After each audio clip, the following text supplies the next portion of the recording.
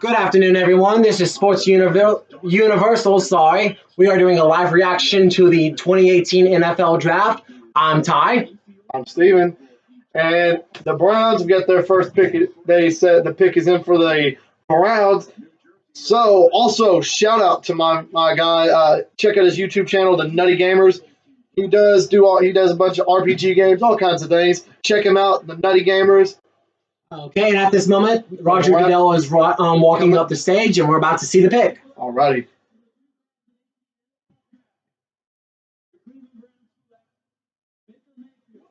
Baker Mayfield. Baker Mayfield. Oh my, that's okay. So the Browns have their potential future quarterback. There have been some concerns over Baker Mayfield, even though Sam Darnold was the preferred favorite for the Browns, but the pick is in. Truthfully, I don't agree with the pick, but I'm gonna. You know what? He is the Heisman winner for college last year for the NCAA. So you never know how he might be. He might be very good. He might be very bad. We are going to see. But either way, congratulations, Cleveland Brown, with your first overall pick. And congrats to Baker Mayfield on a pretty good college career. Correct. Alrighty. But you guys, sorry we cannot do the live, draft, but we are making sure to make this as good for you guys as we can. Yes. And if you're curious of why we aren't live streaming the actual draft that we are watching right now, is because of legality issues. The reason being because the NFL is copyrighted, so if we did decide to record it, we could potentially get in trouble for that. Yes, but we are going to keep you updated on everything. That's why we're doing this. I know there's some people who cannot watch the draft because they are at work or whatever the case is, but we're going to keep you guys updated. Also, if you guys did not like and subscribe our last video, like it, subscribe it, comment your opinion, tell us what you think. If you like it, let us know. If you had any questions or you disagree with us, let us know. We will. And if you have any questions, we will answer any questions you have. Correct. There's nothing that will offend us, I promise. We will answer whatever you need to, whatever you want answers to. Just let us know, you guys. We don't mind at all.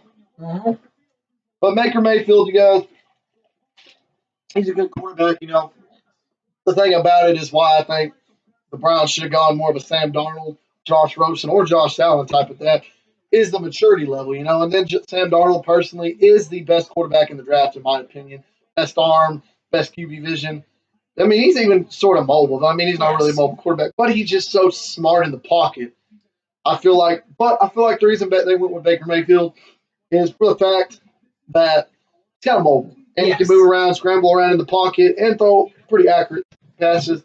And if you look up on how the Browns, they signed Tyrod Taylor. So obviously they had interest in a mobile quarterback, and so they draft a semi-mobile quarterback. Yeah, I mean, he's not necessarily not mobile. He's not the most mobile, obviously.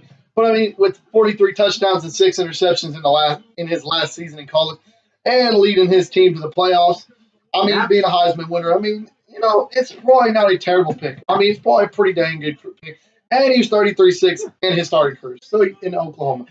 So, I mean, he could be a good quarterback. He could be bad. You never know. Put simply, the Browns, it's not the worst pick that's happened. No, I mean, worst picks could have been made. You should be fine, Browns fans. I'm rooting for you. Oh, I'm rooting for the Browns. I don't have any, but I want every team to pick the best they can, obviously, Correct. And as of now, in between this end time, if you don't have access to really online or something like that, you can check our Instagram or our Facebook. Correct. If you go to our Instagram or our Facebook page, like it, subscribe it, comment any questions. If there's a video request you want us to do, just let us know.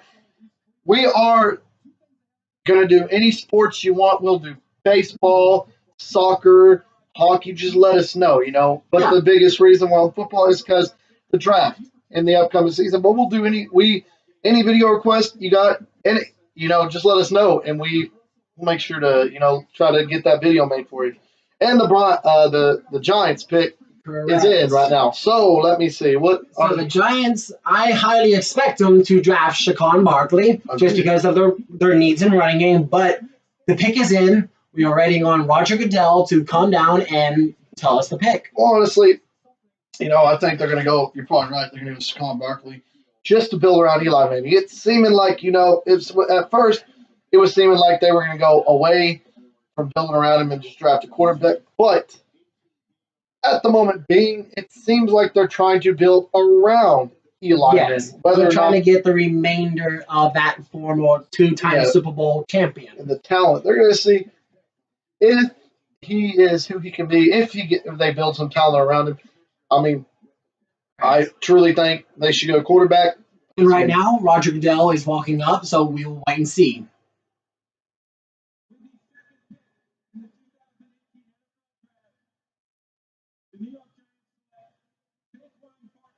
Saquon Barkley from Penn State. All right.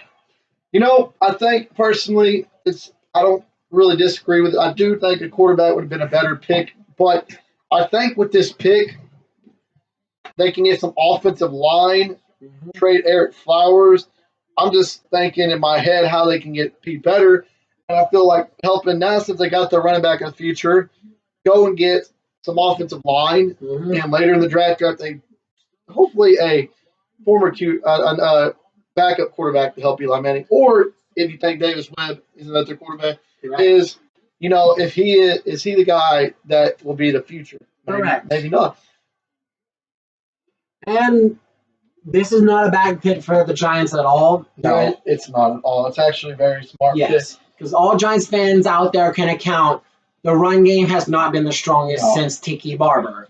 No other running back has been able to fully hold that spot down and being an elite rusher. Exactly. So hopefully Saquon Barkley can fill that role and the Giants can contend for a playoff push, hopefully. Agreed. I mean, dude's 6 foot, 233 pounds. So, I mean, with that, he's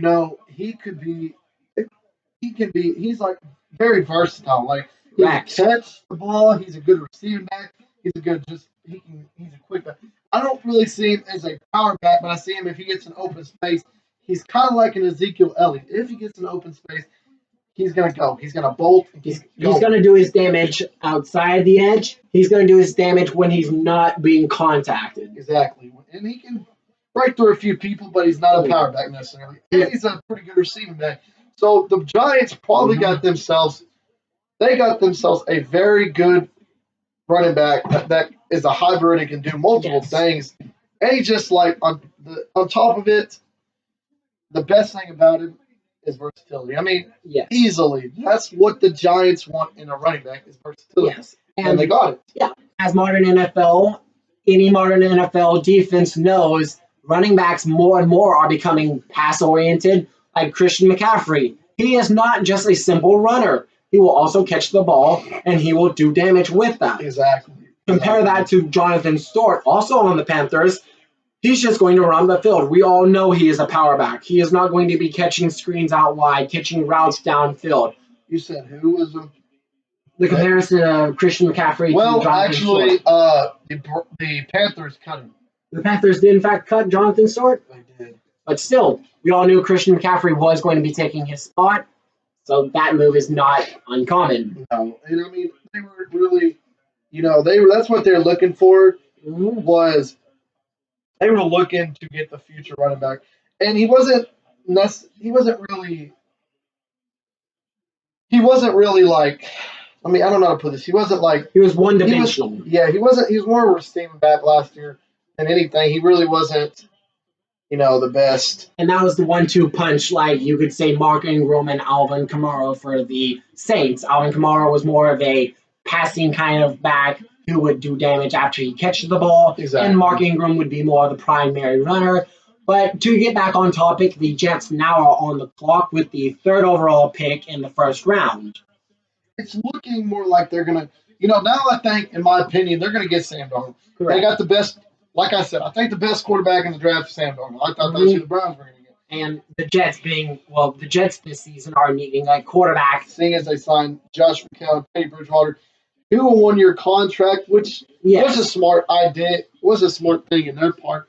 But the biggest thing about it is Teddy Bridgewater not playing in 2 seasons, really, We are concerned about his health. Exactly. I mean, Josh McCown is pretty, it's like he's getting older. He's up there, and it's like, are you willing to rely on that time? No. He's not.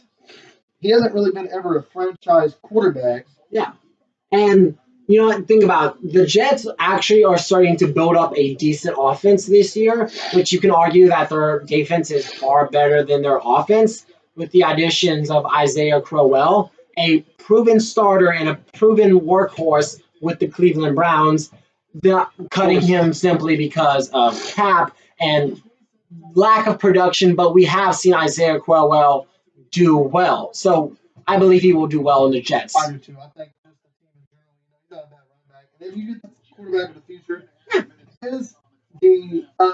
as they predicted for Sam Darnold, if that's who they draft, I do think they are going to draft a quarterback no matter what. But if they draft Sam Darnold, it's all the predictions where he's an instant starting quarterback easily. Mm-hmm. So the fact is, do they sit him behind McCown or Bridgewater and let him, let that then play out the year, or do you start him? Do you think he is the guy who is ready just to palm me on the foot? That's what he was predicted. Yeah, what I personally believe in that if the Jets do in fact draft a quarterback, be it Sam Darnold, Josh Allen, Josh Rosen, insert the name, whatever. I believe that they let sit a year, see how Teddy and Josh play. If they play bad, let the draft pick take over. And speaking of, the pick is in fact in right now. We are waiting for Roger Goodell to come down to the stage to announce the pick. I'm going to go Sam Darnold. That's going to be my prediction. Sam Darnold? I agree with you. I'm going to Sam Darnold. I just think the Jets, if they pass up on a quarterback, seeing as like the last year's draft was like quarterback was not bad. It was not great. I feel like they need to get this because Sam Darnold is, in my opinion, the best in the draft. And you got Josh Rosen, and you got Josh Allen. Right. But that also puts you in the point with Baker Mayfield, who before a couple of days, was kind of predicted to go a little bit later in the draft. Miami was the latest I think he was predicted to go. Mm-hmm. Where does Josh Allen or Josh Rosen go? Because Sam Darnold's probably going to be who they pick. If not, vice versa, when do they go? Does Josh Allen drop? And I think it's going to be one of the more QB needing teams. You could say the Cardinals, you could say the Patriots. You could even argue for the Dolphins, but Roger Goodell is walking on stage. We are going to wait for the announcement. Alrighty, guys. Let's see. Put your hand up a little. Sam Darnold, quarterback. See, that is a very good pick. I think, honestly, I do know that Sam Darnold probably is a little bit disappointed that he did not go first because he was predicted to go first. Lots of people thought he was going to go first. I'm happy. I think they got the quarterback for the future. I mean, personally, that's who they really did need a quarterback. They were really lacking the power of a play caller and a shot caller on their team. I mean, even with Josh McCown and Teddy Bridgewater. All Jets fans out there, correct me if I'm wrong, but since Joe Namath, there hasn't been an elite passer in the Game Green for a long time. The best one since him was when Mark Sanchez led him to the playoffs, but that's been a while. I mean, honestly, Mark Sanchez is the best of a bad situation. Pretty much. I mean, like, he took him to a couple NFC championship games, but AFC championship games. My bad. But for all Jets fans out there, I applaud on this pick because Sam Darnold is an instant starter. He is going to be your franchise quarterback. Easily. The very likelihood of him being a bust is very, very small, and Sam Darnold will do amazing things. He will. Well, as they were talking about after when he was doing his the workout for the teams and stuff, like they were saying, he played better in the rain. Like, he was doing good, and then the rain started, and he played great. And he's so mobile. Like, he really is good in the pocket, like moving around in the pocket. Mm-hmm. And with the division that the Jets do have to face, this pick is an amazing addition since the Jets do in fact have a tough division with having to face the Patriots. But one thing he does need to work on is when the pressure comes, throwing the ball out. Like, he takes a sack, and usually a sack probably averages probably 5 yards back most of the time. His ability to sense pressure is not ideal, but No, that is something that can be taught in the NFL, and that's why I believe him mentoring under Josh McCown, even Teddy Bridgewater for a little bit, will help him dividends because those are experienced quarterbacks in the NFL. They know how to deal with pressure. They know how the game works, so they can teach Sam Darnold, and he will develop into a wonderful quarterback. Yeah, Josh McCown and Teddy Bridgewater, they can mentor him and kind of help him. But every quarterback, rookie, you have something to work on. No, you're not a perfect prospect. There's always stuff because the NFL is a whole different game than NCAA or college in general. But he is what you would say is the best quarterback or the perfect quarterback for about any situation. He's very accurate on the run. He can run and he can throw. No quarterback's the most accurate, but he has also something he needs to work on is his mistakes, his mental mistakes. When he senses that pressure, then he makes bad mistakes. That's what I'm saying. As soon as you sense pressure, you throw the ball. But then again, that's going to be something that whenever he has time in the NFL, he's going to grow into it. Of course. He has stuff to work on, but overall, he's a very talented quarterback. Yes. That the Jets should be very happy, and Jets fans, you should be pretty happy. Oh yeah, because he's the future of that team, and with being the future, he might get you. Hopefully, he gets you guys to the playoffs because it's been a little while. But the Jets should be fine. Well, I'd say further on in the draft, maybe second round, third round, take a receiver to help Sam Darnold grow and your quarterbacks. And then I'd say third round, maybe take a defensive back, since I think that'd be the best course of action in third round. But as of the moment, amazing pick. Could not complain at all. Sure. And if you something neat about this pick, something I think's neat about this is with him being picked, in the last quarterback that was really good for you guys was Mark Sanchez. Mark Sanchez also played in USC, just like Sam Darnold. And so did Carson Palmer. Those were three of the main quarterbacks that played in the same, or two quarterbacks that played in the same college as him. But I think he's going to be good. The fourth overall pick, I'm going to predict Bradley Chubb. Yeah, with the Cleveland Browns, they also do have the fourth overall pick this year because of last year the Houston Texans traded their pick with the Cleveland Browns. And then the Texans ended up drafting Deshaun Watson, and the Browns received the fourth overall pick. Saquon Barkley, he might have went to Cleveland fourth if New York didn't draft him. But seeing as he's not here, if for some reason they don't draft him, he's going to go fifth. Bradley Chubb, but Bradley Chubb, I'm thinking, is going to be here for him.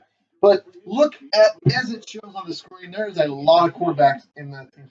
Got Christian Hackenberg, Bryce Petty, Teddy Bridgewater, Josh McCown, and now add Sam Darnold. That's 5 quarterbacks in your roster. What do? My personal opinion, I say you get rid of Christian Hackenberg.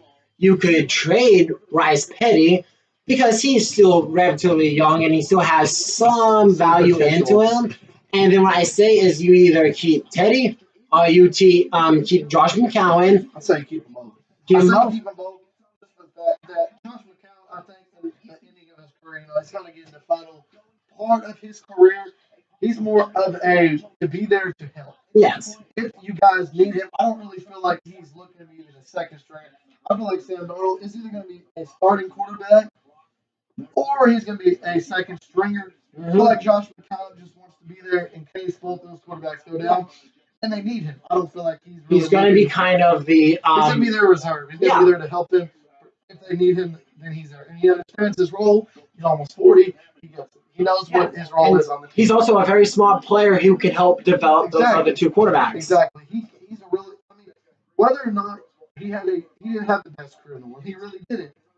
But the thing about that, you guys, is Josh McCown is one of the smartest guys, smartest football minds. Some players are really good and they know the game. Yes. They're just not the best on the field. And no, he has not had the best luck. He's a smart guy. Just watch how he's going to help develop. Oh, yes. And seeing as Teddy Bridgewater is still young, pretty young in his career as well. And if Sam Darnold is a starting quarterback next year, and seeing as Teddy Bridgewater is on a 1-year contract, they are going to get rid of him. Sam Darnold. And speaking of the Cleveland Browns with the 4th overall pick, Roger Goodell is walking to select what they have chosen. Let's see.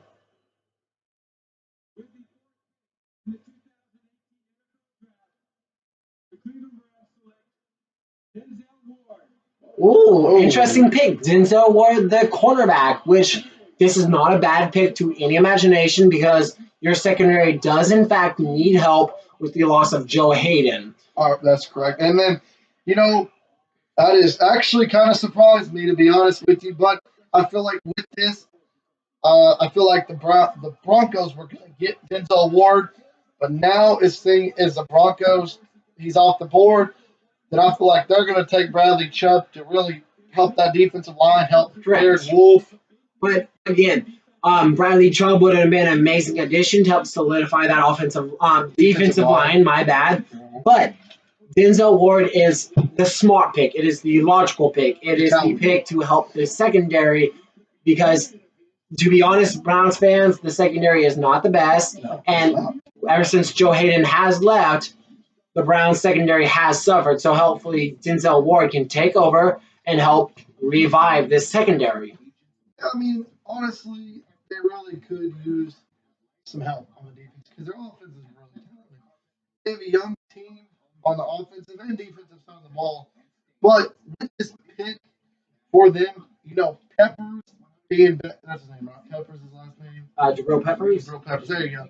With him being in the safety, it's going to be very talented young secondary. Yes. Your team is very youthful. You have a lot of youth on your team, which can be a good thing if the players are developed right. Well, I mean, if you think about it, whether you are a fan of the Browns, you're a rival of the Browns, whatever your case is, you guys, the thing is the Browns are one of the teams that are really trying to fix what is not. They've not had the best of luck in the past 10 years. And if you look up on the offseason of the Browns, they did a lot of work. They took Carlos Hyde, they took Jarvis Landry, they took Tyrod Taylor. They're doing a lot. They really beefed up their offense, and most people instantly make the Browns.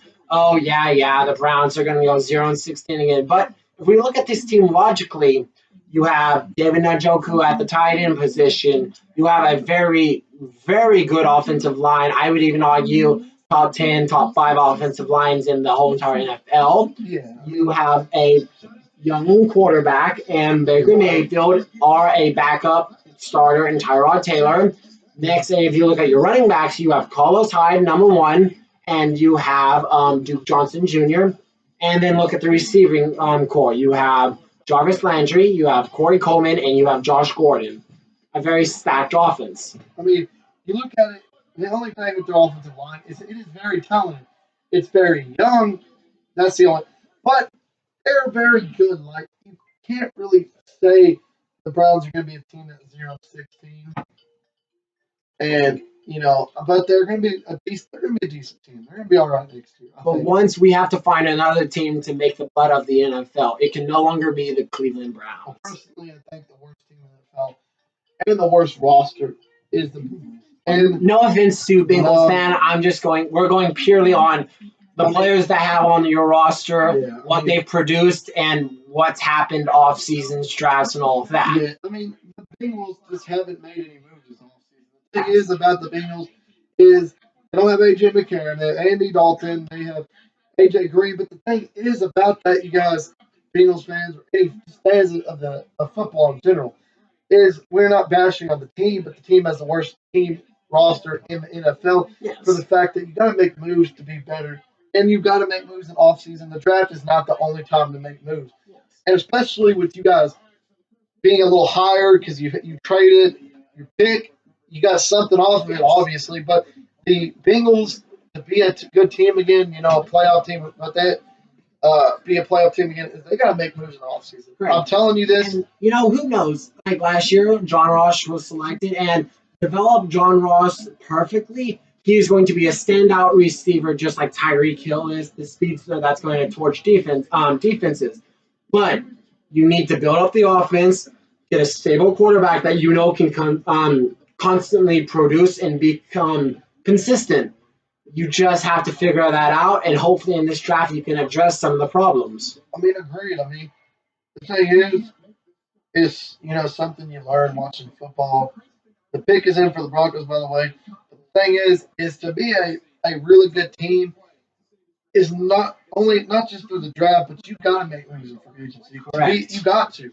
And the Bengals didn't do any of that in the free. I mean, now maybe that was their strategy all along. They're like, hey, we were going to rely on the draft because we want fresh, youthful talent. And some teams do that wonderfully, and sometimes it backfires. We just have to see how it ends out. I just feel like that was something that was going to kick them in the butt. And that's just me. I'm not hating on your team. There's no hate at all. But I'm just being a realist here that the Bengals have got to make some moves now. Yes. It's just with the free agency, you have more availability knowing what kind of talent is out there instead of the draft where you are hopefully you're assuming the talent they have. But like I said, we just have to see what happens. We have to see what the Bengals select, who it is, and how well hopefully it will help their season. Of course, cap space is a big deal. Correct. All season, not anything. I agree. And here comes Roger Goodell to the stage we were about to see. I'm going to probably go Bradley.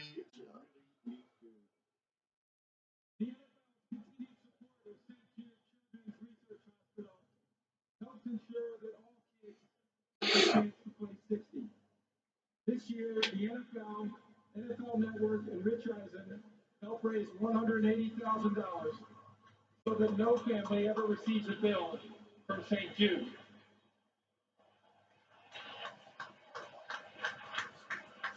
With me tonight to announce Denver's pick is Austin, who is a St. Jude patient. Austin is 17 and an aspiring broadcaster from New Mexico and a big Broncos fan. Also, shout out to Austin if you're not watching the draft. A St. Jude's patient will announce the pick. Shout out to him. You inspire us all, my dude. All right, let's see who. With the fifth pick in the 2018 NFL Draft, the Denver Broncos select Bradley Chubb, defensive end. As suggested, this is not a bad pick in any consideration because you have to think about the defensive line that Broncos have.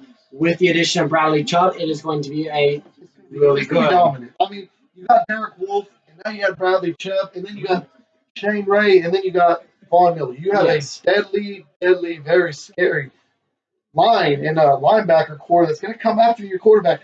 They do have a lot. They do have a lot of necessities, of course. They have a lot that they do have to work on, but that is a big help to this team. Correct. And to be 100% honest, I think this pick comes partly because of the Browns selecting Denzel Ward. Agreed. Because if you look at your team, you do have a hole, in fact, with Aqib Talib leaving. So there is a hole in the secondary, and maybe in round 2 that hole will be filled. But as the moment, the most dominant thing is your defensive line, which is a crucial part to your defense. But the secondary is something that needs to be touched on. Agreed. I mean, you have to listen, like you said, Aqib Talib, one of the best corners ever playing the game. You have got to fill that hole. And I feel like Denzel Ward was going to be their pick, as you were saying as well. But I guess you got to get what you're going to get. Right. Bradley Chubb's a very good end. And the best corner in the draft was Denzel Ward. Everyone knows that. Everyone knows that. So, I mean, with that, defensive end to help out that defensive line.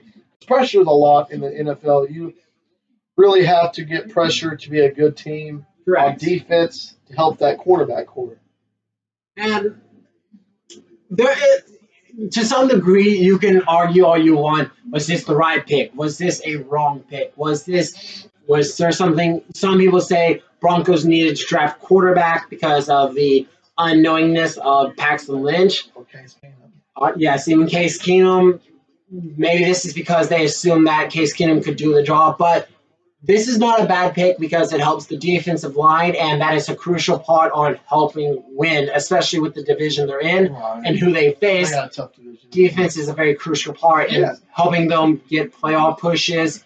Since the likes of Peyton Manning are no longer there, you need something to counteract that. And in some teams' cases, defense is their answer, not their offense. And on top of that, Case Keenum playing easily the best season he's had in the NFL, Correct. without a doubt. From all the moves, he's moved around from team to team, and he's had a lot of struggles, Mhm. and not a lot of teams believe in it. But the Vikings gave him a lot to help him, and he played absolutely phenomenal. I feel like with the 2-year deal he's under, he will be a very good quarterback from Denver. I feel like they just got to Yes. build around him. If they need to get defense, quarterback, receiver, and offensive line in this draft.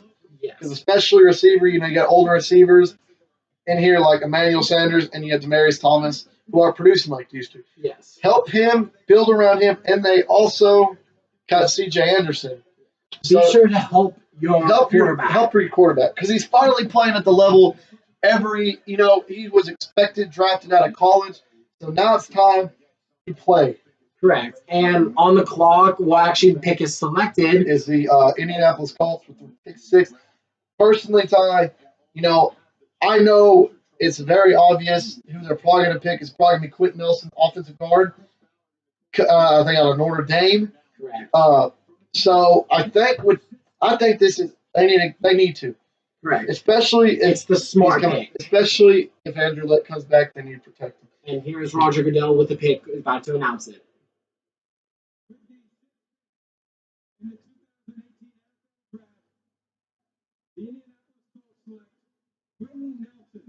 Quentin Nelson, offensive guard. Very smart pick. He is from Notre Dame. And Dame, however you pronounce it. But he's going to solidify that line for Indianapolis. And we've seen before how Indy has been without an offensive line, and the fact Andrew Luck has been sacked countless times, crazy. Being injured. And at this moment, we currently don't know how Andrew Luck is going to perform coming back from his latest injury. Easily the best lineman in this draft is Quentin Nelson. Without a doubt in my mind, he's the best guard, let alone the best offensive lineman in the draft. I mean, he's a great lineman. It's hard. He played phenomenal. Like, let me tell you something. I watch a lot of college ball, and if you watch his highlights, I mean, offensive line, it's not like the most shiny, most starred position, but that is if you want to watch a solid offensive guard or offensive lineman in the past couple years in college football, Quentin Nelson's a guy. Like, watch this guy's highlights. Just watch this guy's highlights. He's a rock. He's a wall. It is hard to get past him. He's so big. He's so strong. He's like a wall. He's like a brick wall. He does not get pushed around.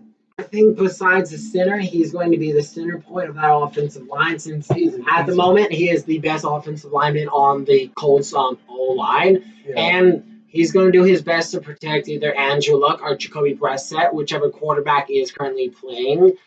I just think it depends on if Andrew Luck can throw. I mean, with his injury, he was out for a while, and it's not really his fault because he's been injured. But, it depends how he comes back and plays because it's really hard to come back from injury, especially one like that. And he's trying to make his comeback. It's going to be hard to make his comeback. He's doing whatever he can to get back. We're going to have to see how he plays because if not, Jacoby Brissett is your quarterback. And he's not a bad quarterback. He personally just needs some help offensive line-wise. Both of them do. Whoever is starting for Indy next year, they need a lot of help. They need protection. And we've seen that Jacoby Brissett, Andrew Luck's backup at the moment, can in fact handle the pressure that he's been dealt. Because if you thought about it, he started off his career as a third string to Tom Brady, and he came into Indianapolis, the starter before an injured Andrew Luck, and he did fine for his time in Indy so far. And to me personally, I believe he is the potential replacement for Andrew Luck. Not because I have hatred for Andrew Luck or anything. Very good quarterback. but just because of how much injury Andrew Luck has taken over the years and the toll it's taken on his body and his mind playing the game. I mean, I agree with you because, like, I mean, you're never 100% after you come back from really any injury. You know, it just, when you come back from an injury, it depends. Minor, you're going to come back a little bit better. But if you have a tough injury like that, then it's hard to come back and, win and play, be consistently good, especially with his throwing arm, his right arm being tough for him to use. It's just hard on a quarterback whenever, if I believe it was Drew Brees who tore his rotator cuff on his throwing arm, his right arm, and for a quarterback, any injury whatsoever on your arm, especially your throwing arm, is going to permanently influence how you throw the ball. You might not be able to throw deeper. You might not be able to throw faster. It's going to take its toll, and we'll just have to see how it develops. Maybe Quentin Nelson can protect him more, which will revive Andrew Luck's career, but we just have to see. The Bills traded the Tampa Bay Buccaneers for their 7th round pick. So the Buffalo Bills will trade for 7. If I'm right, the Tampa Bay Buccaneers will get 12 and 24. If I'm right, if they traded for both picks, I don't know if that was probably the case. Okay, then as the moment, the Bills are trading up, and we all speculated that if the Bills do in fact trade up, they are trading up to get a quarterback, which they are in dire need of. Very because think about it, they lost Tyrod Taylor, and your quarterbacks as of now are A.J. McCarron and Nate Peterman. Both of those people are not proven starters. We've seen some flashes from A.J. McCarron, but we still do not have enough confidence knowing that he is a full-fledged starter for your team. And Nate Peterman did not show very much shine in his first start. He had a terrible game, to say the least. Mm-hmm. And the pick is in fact in. We are waiting for Roger Goodell at the moment. But I would say the Bills' biggest need is going to be quarterback, and your second biggest need is going to be receiver. And then their third is going to be center or offensive center. And you can interchange receiver and center since both of those positions are vital pieces for your offense. Yeah, and you can either go the key to your offensive line, which you can say is the backbone of the whole entire offense because it is, in fact, the backbone, or a receiver since the greatest receivers for the Bills have been Charles Clay, the tight end, and LaShawn McCoy, the running back. Both positions, not receivers. I mean, when your running back is leading your team in receiving yards and your tight end is second, the Bills have one of the worst receiving stats in the NFL last year, which is correct. Not surprised. I mean, don't have really anything. And Roger Goodell is walking on the stage right now, and we are waiting for the pick. I think they're going to pick Josh Rosen out of UCLA.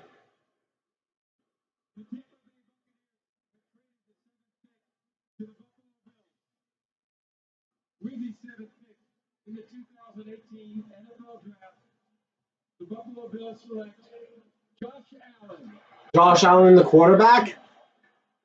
Okay, then. The Bills have selected their quarterback for the future and chosen Josh Allen to fill that role. Well, I mean, Josh Allen is a good quarterback, to say the least. He's accuracy is an issue, of course, but he's not bad. He is actually, and that can be fixed, man. I mean, you can't really hate on him because it's not a bad choice. Yes. I personally would have picked Josh Rosen, but I do like this pick. I'm just happy they picked a quarterback. Correct. I'm just happy they did pick a quarterback to help their team in general. I'm happy that they did that. Just as the NFL described it, crazy arm talent, physical and athletic, but he lacks anticipation and consistent accuracy. Now, that last bullet point, that can be fixed. You just need a mentor, and I'm hoping that in the Bills, their quarterback coach can help teach and nurture Josh Allen. But just with experience is going to hopefully fix those accuracy issues.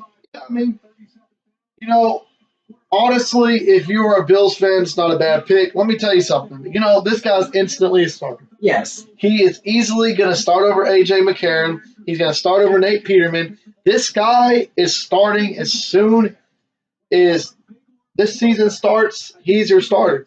No doubt in my mind that Buffalo will start this guy. I mean, that's why they drafted. That's why they traded up. Yes. Was to get their quarterback for the future. And I think the fear is they thought at 12 they wouldn't be able to get Josh Allen or maybe even Josh Rosen between pick 7 and picks 12. Well, I kind of predicted that they were going to get.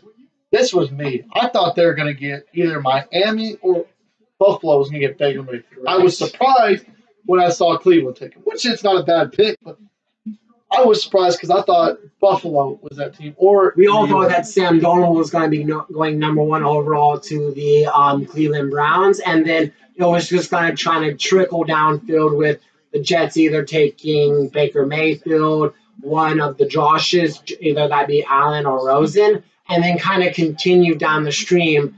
But as we expected, the draft is very interesting and it's unpredictable, and we are just expressing what happens. Agreed.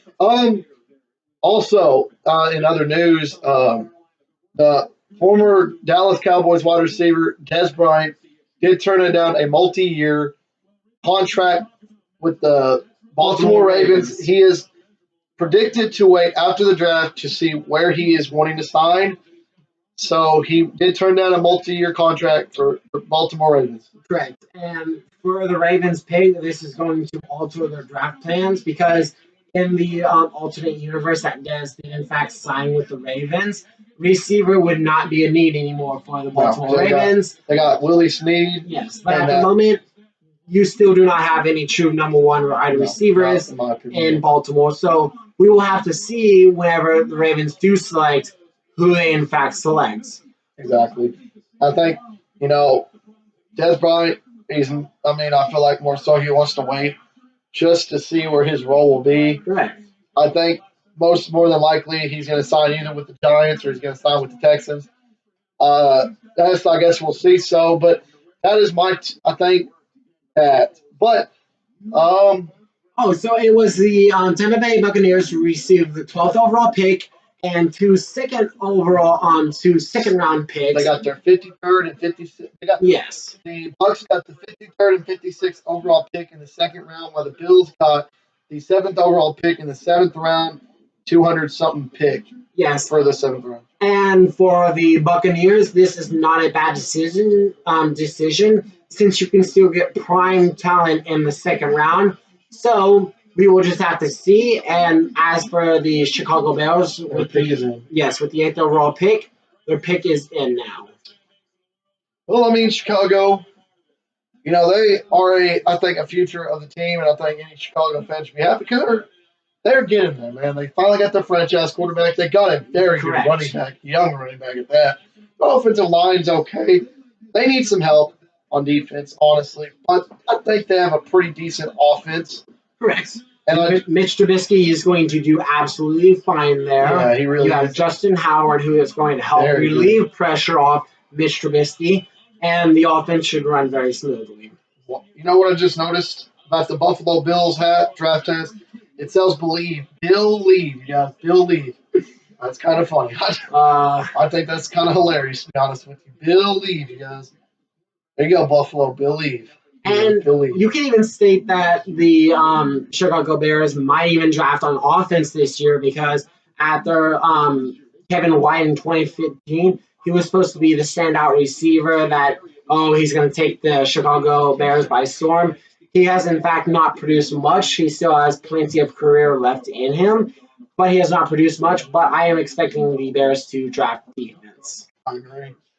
I'm pretty sure that's what's going to happen in this pick. Wrong or not, they're going to go some type of defense. Roger Goodell is walking on stage now, and we are waiting for him to announce the pick.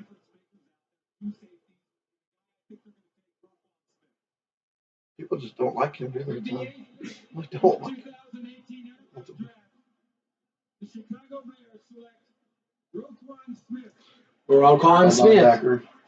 And this is not a bad pick No. in any stretch of the definition at all. No, not even close. That's a very good pick.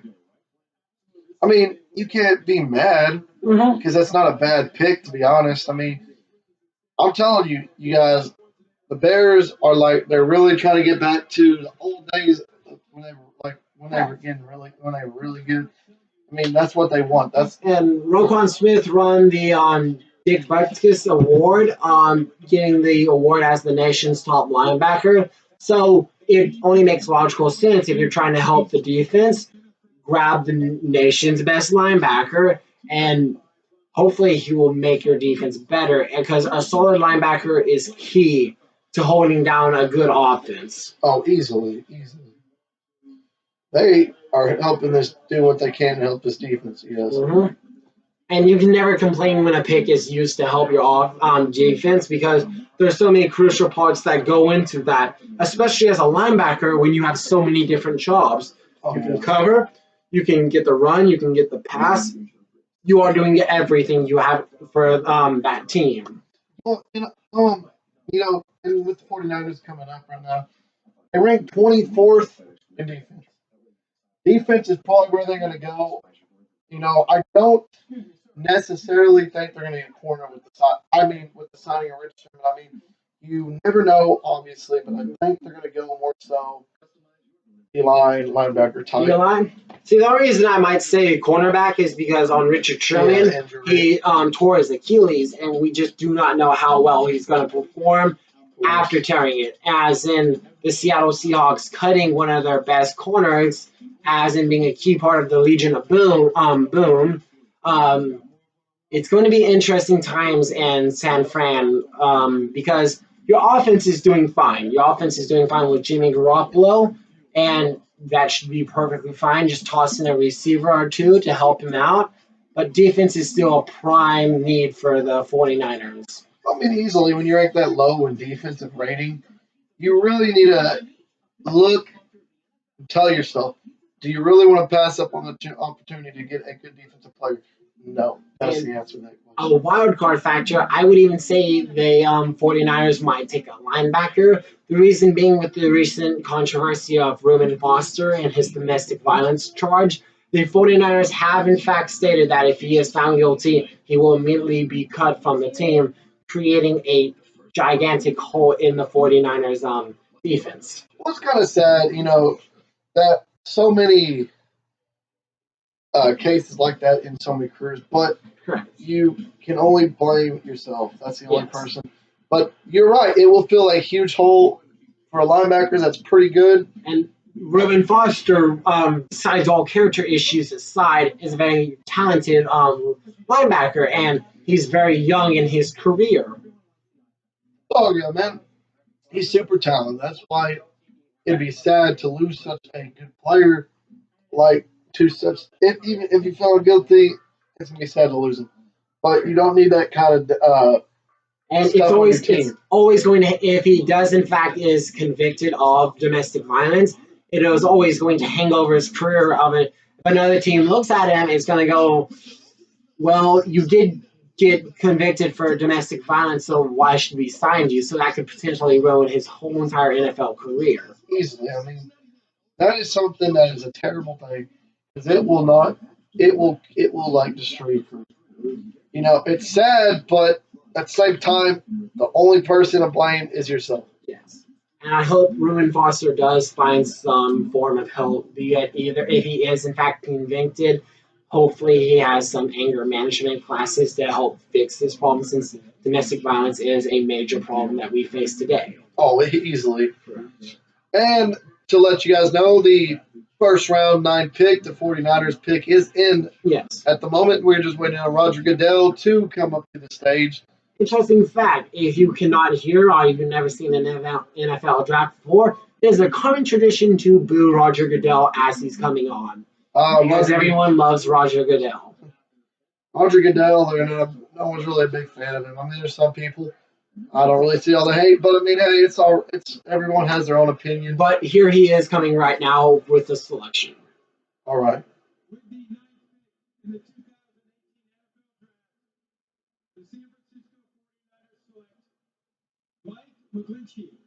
Oh, Mike McGlinchey going tackle, which is not a bad choice at all. Maybe a possible replacement for Joe Staley, the 34-year-old left tackle. Eventually, maybe he's going to be the replacement, or maybe they'll put him at right tackle. Yeah. I feel like they're going to move right tackle just for the moment being. Because I feel like with that guy still being he's a decent player still. Correct. So I feel like keep him until he can't do it anymore. Yes, So he decides to retire. Keep Joe Staley on the left tackle side until you see the production start dropping. And to start it off, put Mike McGlinchey on the right side to help solidify your tackle positions. And if Joe Staley starts to lose in production or value, move him over to the left side to take over. But this pick, as said before, is not a bad pick whatsoever. Yes, there were some concerns on the defensive side of the ball, but building up your offensive line is a solid decision in any aspect of it because your offensive line is what is the lifeblood of your offense. It's going to inflate the passing game. It's going to affect the running game as well because no offensive line, no offense. Pretty much, just look at the Colts. That is literally the prime example that any team can use. That's what happens when you don't protect a quarterback. Andrew Luck, man, he was so good taking the Colts to playoffs. They lost some players, got hurt. The thing is Jimmy Garoppolo is going to be the future of that team. Right. That's why put him in a good situation, protect him, and he may lead the team to a like the man that you paid a lot of money get. Exactly. He either leads you deep in the playoffs or the Super Bowl. With the 49ers not losing one game with him, that's the reason you. And I even dare say that if you build around Jimmy Garoppolo, all the 49ers fans out there could see the dynasty revive that. Really, honestly. Because it used to be the glory days of the 49ers. Oh, there's another trade. The Arizona Cardinals traded the Oakland Raiders for the 10th overall pick in the draft. And if I had to assume why this trade was just made, it's because the Cardinals are in dire need of a quarterback as well. Because currently they have Sam Bradford, the 38-year-old quarterback, if memory serves correctly. Yes, he is he has not been healthy in years. So you kind of need to get a quarterback. The best quarterback left is Josh Rosen. I do not think they pass up on him.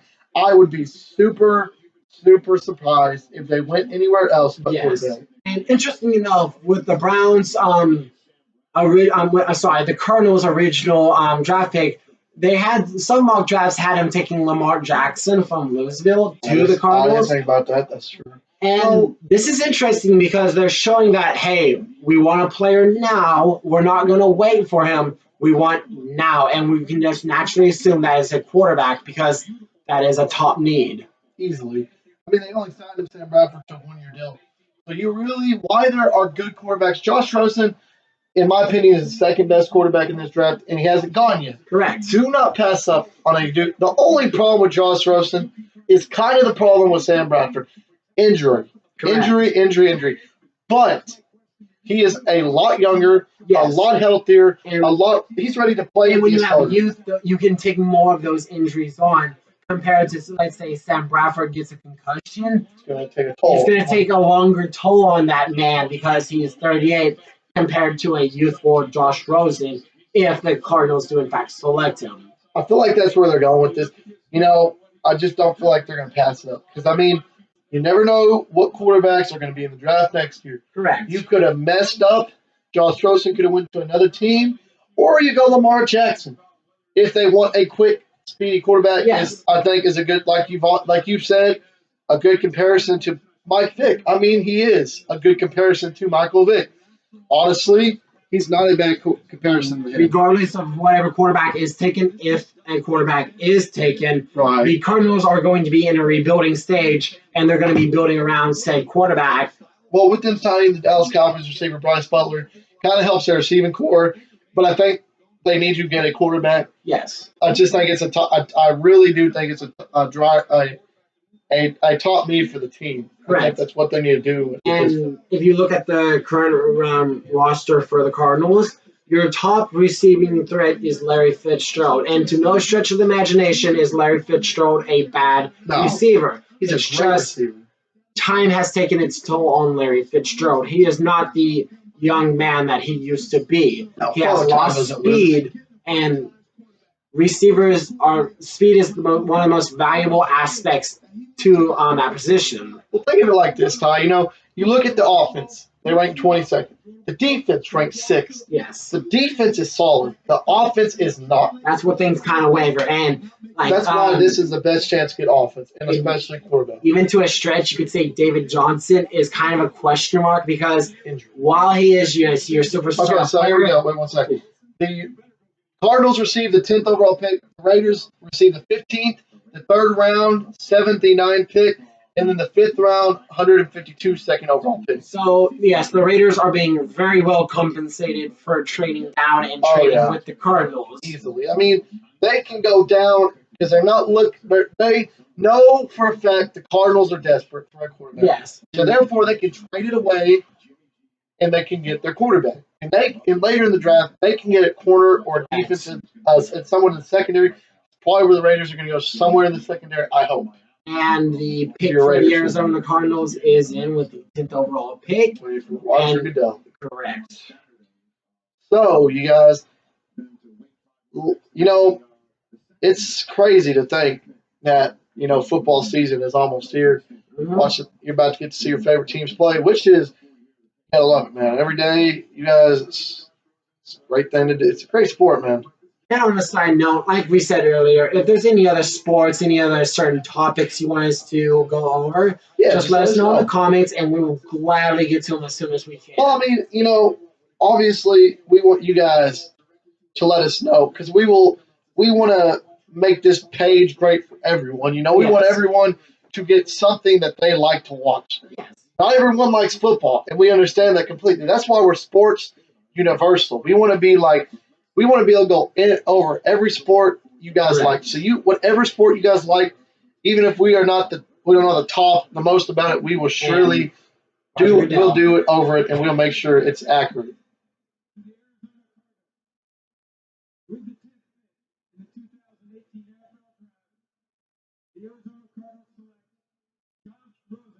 Josh Rosen, the quarterback, the expected pick for the Arizona Cardinals. Very good pick by the Cardinals front office indeed, because they were in dire need of a quarterback, and yeah, easily. now they have their potential starting quarterback. The only concern is, as we previously mentioned, injury. If he can stay injury-free, Josh Rosen will have a very productive NFL easily. career. I feel like he sits behind. Listen, this is my opinion about Josh Rosen in this season. Sam Bradford is experienced. Yes. He's not bad when he's healthy. He starts. Josh Rosen sits. There's a 1-year deal of Sam Bradford. When he leaves, Yes. Josh Rosen, all he's learned, steps in as a starter. They sign a decent backup to help him, keep him secure in case he goes down. And he will. I feel like he will sit as backup. He is predicted to be instant starter. Yes. I feel like he does sit out this year, except for preseason, and that's how they do it. I feel like that's how they're going to get him It to go. is smart to, like for instance, of Josh Rosen, Josh Allen. It is smart for them to sit back and watch and learn and all that, because trying to throw a rookie quarterback into your first string is very stressful. And we've seen busts before, the greatest of all time being Ryan Leaf, because he was thrown in first overall. He was not ready, and we saw how his career ended out. But I believe it's best to let Josh Rosen sit behind Sam Bradford and learn the game, get experience. I feel like the only quarterback in this draft that is instantly ready to start is Sam Darnold. Correct. I don't even feel like Baker Mayfield is instantly ready. I think Sam Darnold is ready to start completely. I mean, he getting drafted to the Jets and stuff. He is ready to play, you guys. Correct. I know with 2 quarterbacks in front of him, maybe he should not start. Some people disagree, but I feel like he is the cornerstone of this team. There is not much arguing when you can say that Baker Mayfield for the Jets is going to surpass Baker Mayfield for the Browns. Oh, sorry, Baker Mayfield to the Browns. My bad. Is going to surpass Tyrod Taylor eventually.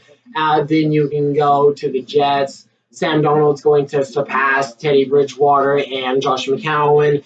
And for the Cardinals, Josh Allen Rosen, my bad, is going to surpass Sam Bradford. But it will take time for all these quarterbacks to develop into starters and elite passers in the NFL. This is something, I mean, this is going to be a probably disliked opinion.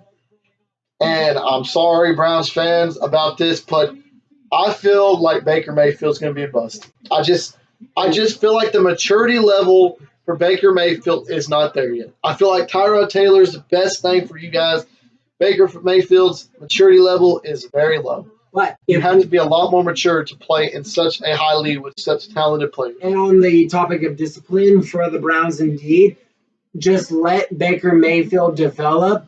Slowly introduce him to the NFL level of play. That's why I believe you should let Tyrod Taylor be the starter, so he can slowly get his mind wrapped around the idea of, hey, college, NFL. Agreed. We just gotta wait and see how it turns out. I agree. I know that's unpopular, and I mean everyone has their opinions. Well, I know you guys probably won't agree with me. That's fine. I just don't think he's mature enough to start, and that's the biggest reason. I don't think talent is lacked. And I don't think he's got a bad quarterback overall. He's just got to mature into his really, really does before he can be a starting quarterback in this league. Too many good players, and if he gets a big head about something, he get put on his butt because that's the problem with it. But for Browns fans, I do hope that Baker Mayfield can lead your team to success, and I hope that for all these draft picks, that very good things come out. I do not wish any harm to any NFL teams whatsoever. No. I just hope for the best. Oh, yeah. All right. The pick is in for the Miami Dolphins. The 11th overall pick in the first round. I feel like probably losing to Dominic Sue. They might go defensive tackle, or they're going to Lamar Jackson. I think they're going to get Vita Vea or Lamar Jackson. I feel like Vita Vea. And Roger Goodell is up on the stage, and we are waiting the pick.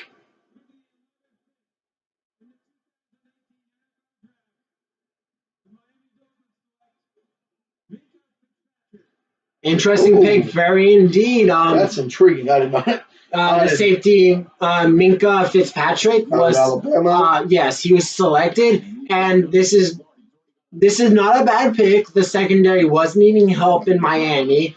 We just expected that Vita Vea, the top-rated defensive tackle, would have been taken to replace the loss of Ndamukong Suh, defensive tackle. But being named the nation's top defensive back is a very high award. So easily. This is going to be a good instant starter, I believe, in my own opinion, and he should produce for the Dolphins. Produce. I think he will produce. Next up for you guys is going to be the Tampa Bay Buccaneers. Correct. And remember that the Tampa Bay Buccaneers did, in fact, trade with the Buffalo Bills from number 7 to number 12. So the thing is that they'll get an extra 3rd round and 5th round pick. So that is a good thing for Buccaneers fans. Correct. Let me tell you something, you guys. The thing about late round picks is there's always a diamond in the rough star right there. There's a lot of people. Remember, one of the biggest diamonds in the rough was Antonio Brown. Correct. He was drafted very, very late in the draft. And now he's a top, if not the top receiver, him or Julio Jones. I'm telling you, don't have. I'm wrong, Stephen, but wasn't he drafted in the 7th round? 7th or 6th round. He was drafted very late. You could use the Tom Brady example of greatest pick of all time. Oh, yeah, he was drafted, 100-something overall? Sorry for the movie right quick. I am just plugging up my laptop since the battery is low, but just so you know, Stephen will continue the conversation going while I plug in my laptop. But, it's like, you have to think about it like this. It's crazy. the thing. There could be players all throughout. It's just you got to give them a chance to play well. You give them a chance to play. You know, seeing how Antonio Brown turned out is, if not the best, one of the best receivers, if not the best in the NFL. It makes you really think, who can you find? And you know, a team that's really good about that is Seattle. Seattle has found very good diamonds in the rough. Very like they are a team that's known for drafting late in the draft and finding very talented players. Doug Baldwin is the top name I can think of. And most of the time, yes, in the first round, you are drafting who you think is your, quote, most valuable player because you're using your first pick on them. But for most times, I honestly think the meat of the draft is in second or third round, maybe even fourth. That's where your hidden gems, lots of your players are coming from because there's a lot of pressure on first round draft picks to do well instantly. And that doesn't always happen. That's why we have some of the greatest busts of all time that were held to such a high esteem. Well, you know, a player that comes to mind, you know, Dak Prescott, fourth round pick, won Offensive Rookie of the Year. Yes. Which you don't have to be a first round draft pick to be great. I mean, that's the thing is you can be seventh or eighth and still be a good pick. Yeah. Going back to the Tom Brady example, the Patriots got him from a compensatory pick, a pick that most teams are just like, it's an extra pick. We're just going to pick someone random. And Tom Brady should have never, and logically, a seventh round pick. Was he seventh or sixth round? He was 120 something, at least sixth. But sixth round, later on the end, logically you would think, oh, this player is never going to become really anything relevant, becoming one of the greatest passers. I will be right back. Okay. Steven will be right back with us, and I will be holding the fort. But like I said, just because where you are drafted does not necessarily mean you are a bad player, you are a good player. It's just how well you develop with what you are given. Right now, the Tampa Bay Buccaneers with the 12th overall pick is selected. And we're just going to have to wait and see.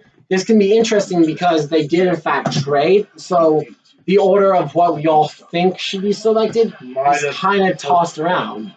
Yeah, I mean, it's crazy, you know, how many trades are going to happen.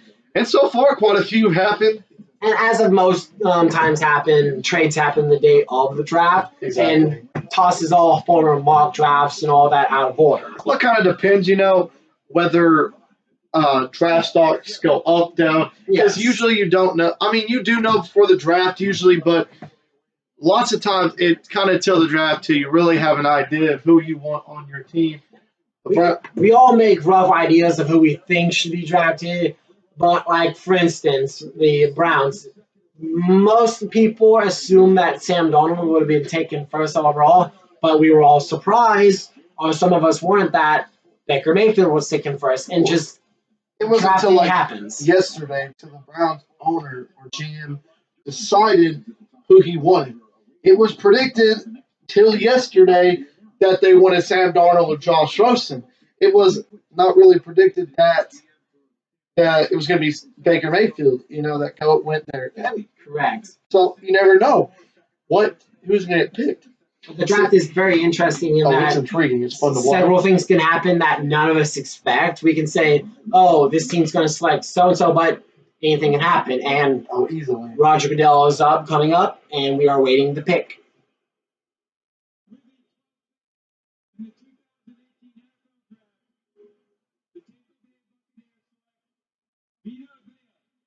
Okay, so the Tampa Bay Buccaneers selecting defensive tackle Vita Vea. Very good prospect. One of the best defensive tackles in the whole entire draft. I originally did not have him going to the Tampa Bay Buccaneers. That surprises me, to be honest with you. It does. That kind of turned me for a spin, guys. But I can take it that the Buccaneers are wanting to just make their defensive line one of the best in the league. And with that pick, it will do that. It will make it a very scary defensive line since Vita Vea, if you have not seen, This guy is is very, very talented. easily scary if you ask me. Correct. I mean, he really is. And he's going to be an instant starter, if not a very, very close second string. He's going to produce well, and he's going to be a solid pass rusher and run stopper. He can do it all. Oh man, he is mean. You know, Correct. if you guys, and I don't know if you guys have watched this man play in college, but before the draft even happened, I watched his highlights and I watched him play. This dude's taking everybody, and it don't matter how big they are, and he is pushing them around like they are like tiny, man. Even better, you could argue what the role of a defensive tackle is to so many stretches of the imagination. The way I see it, a defensive tackle should do two things. One, stuff the run, and two, take up blockers so your ends have a better time and are able to get pressure to the quarterback. If your tackle can rush the quarterback like Aaron Donald, that is amazing. But their job, I say primarily, is to take up space, maybe take up a guard, maybe a center as well, so your ends can face one-on-one on the tackle. Now on that defensive line, you got Jason Pierre-Paul, Gerald McCoy, you got Vinny Curry, and you have Vita Vea, which is going to be a very, very scary defensive line. Defensive line, you guys. My bad. Don't listen to me. That is scary. I mean, honestly. And personally, I think the Giants trading away Jason Pierre-Paul was not the greatest move. Listen, the biggest thing about that is they said this much cap room. Yes. And they traded away a pretty good Even player. after his injury of him losing a finger, he has still been a productive player. I mean, of course, it's hard not to be as productive. Correct. But he is a productive guy. I mean, you gotta give him credit where it's due. Why he's made the worst of a one. He's made the best out of a worse situation. Easily. And as of the moment, the Washington Redskins are on the clock with the 13th overall pick. Look at his name. That's his whole name. Vita. I don't know how to pronounce that. You should try looking Vita Vita's full name and see if you can say it yourself. We cannot. I don't know how you say that, but I will stick with Vita Vea, and that'll probably be the easiest for me. I just want to see him trying to say his whole name when they announce him on game day. He literally tried. They were asking how to pronounce his name. It took him like so long to pronounce it. But not a bad pick in any stretch of the imagination. No. Not who I originally thought they were going to be drafting. Now you got. Which makes things, yes, it makes things very interesting since they were originally predicted to take Vita Vea. I assume that they're still wanting to take on the defensive tackle role and maybe take on Deron Payne. Well, they added quarterback Orlando Scandrick, Alex Smith, and now also something interesting is they have not had a first-round pick since 2013. They've been trading away. They've been trying to trade, and if you look at the team itself. Not a bad overall defense, just not a bad team in general, you know. Having Josh Norman, yes, and then you have Orlando Scandrick on one side, and then you got a pretty good team. If I was going to be 100% honest, I would still recommend the Washington Redskins to select a cornerback. The reason being is Josh Norman was signed to a humongous contract in the last 2 years. He has not been as productive as he was in Carolina. Another reason being in Orlando Scandrick is while he does have stages of productivity, he has been injured. And on top of that, he's not consistent enough. Correct. So you have to look at it in this perspective. Are they willing to trust Josh Norman hasn't been very productive, and Orlando Scandrick has been injured and not consistent. And they also did lose Kyle Fuller to the Chiefs. So there is a question mark on that secondary. It's just how do you want to look at it? And my personal opinion, their biggest need in team overall is defensive tackle. Agreed. They need defensive tackle. They need I think Deron Payne being the second best defensive tackle in this draft is the way to go. And if they select him, I feel it's kind of out of a panic pick because I believe that Vita Vea was their top prospect on the board. And then they're naturally just going, oh no, our guy was taken next online, so that would be Deron Payne. Do you think if they had the 10th overall pick, think they would change what they picked? The Buccaneers personally. I do, in fact, think they would change it if they still held the original. The original pick. Yes. I agree. I think they would too. But all we can do now is the pick is in fact in. We are just waiting for Roger Goodell to come down and announce it. And very interesting note about this year's draft, if you are not watching it live, is each fan base is sectioned off for their own team. So yeah, that's pretty neat. And here we go.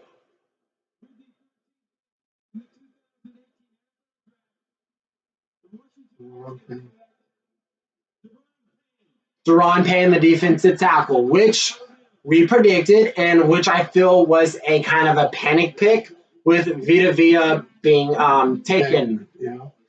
But this guy right here, honestly, is pretty dang good, man. Yes, he is very good. The only real issue I would have with Deron Payne is whenever you watch him, his explosiveness, he's not the most consistent compared to Vita Vea, who's always constantly exploding off the line and making contact with those guards and sitters. Exactly. I mean, the big deal is the defensive tackle. You know, you do want to take that space up, obviously. Yes. But explosiveness. As soon as that ball hikes, you want to get your hands up on whatever, the center, the guard, or whatever. You want to be faster than that center who's having to snap that ball and then go up for the block. And centers are trained naturally to be fast because they're having to snap the ball and then go up for the block. So a good defensive tackle is going to overcome that, overpower the center, just either overpower him or take up space, make him busy. Well, there's so many good centers in the league today. If you're not explosive, then you're going to get blown off the line. You're going to push out the play, and then what's the use? You know? Yeah. And there's plenty of good guards. Correct. You got like Marshall Yonda, you got Zach Martin. Breaking news: there has been a trade. The Saints are acquiring the 14th overall pick. The Packers picked originally. Correct. So the Packers and the Saints have traded. We do not know all what the Packers do have. We will update you what the trade was for when we get that information ourselves.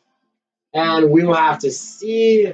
And as the moment, I will be right back. I am going to get more coffee. Too much coffee is not a bad problem. And the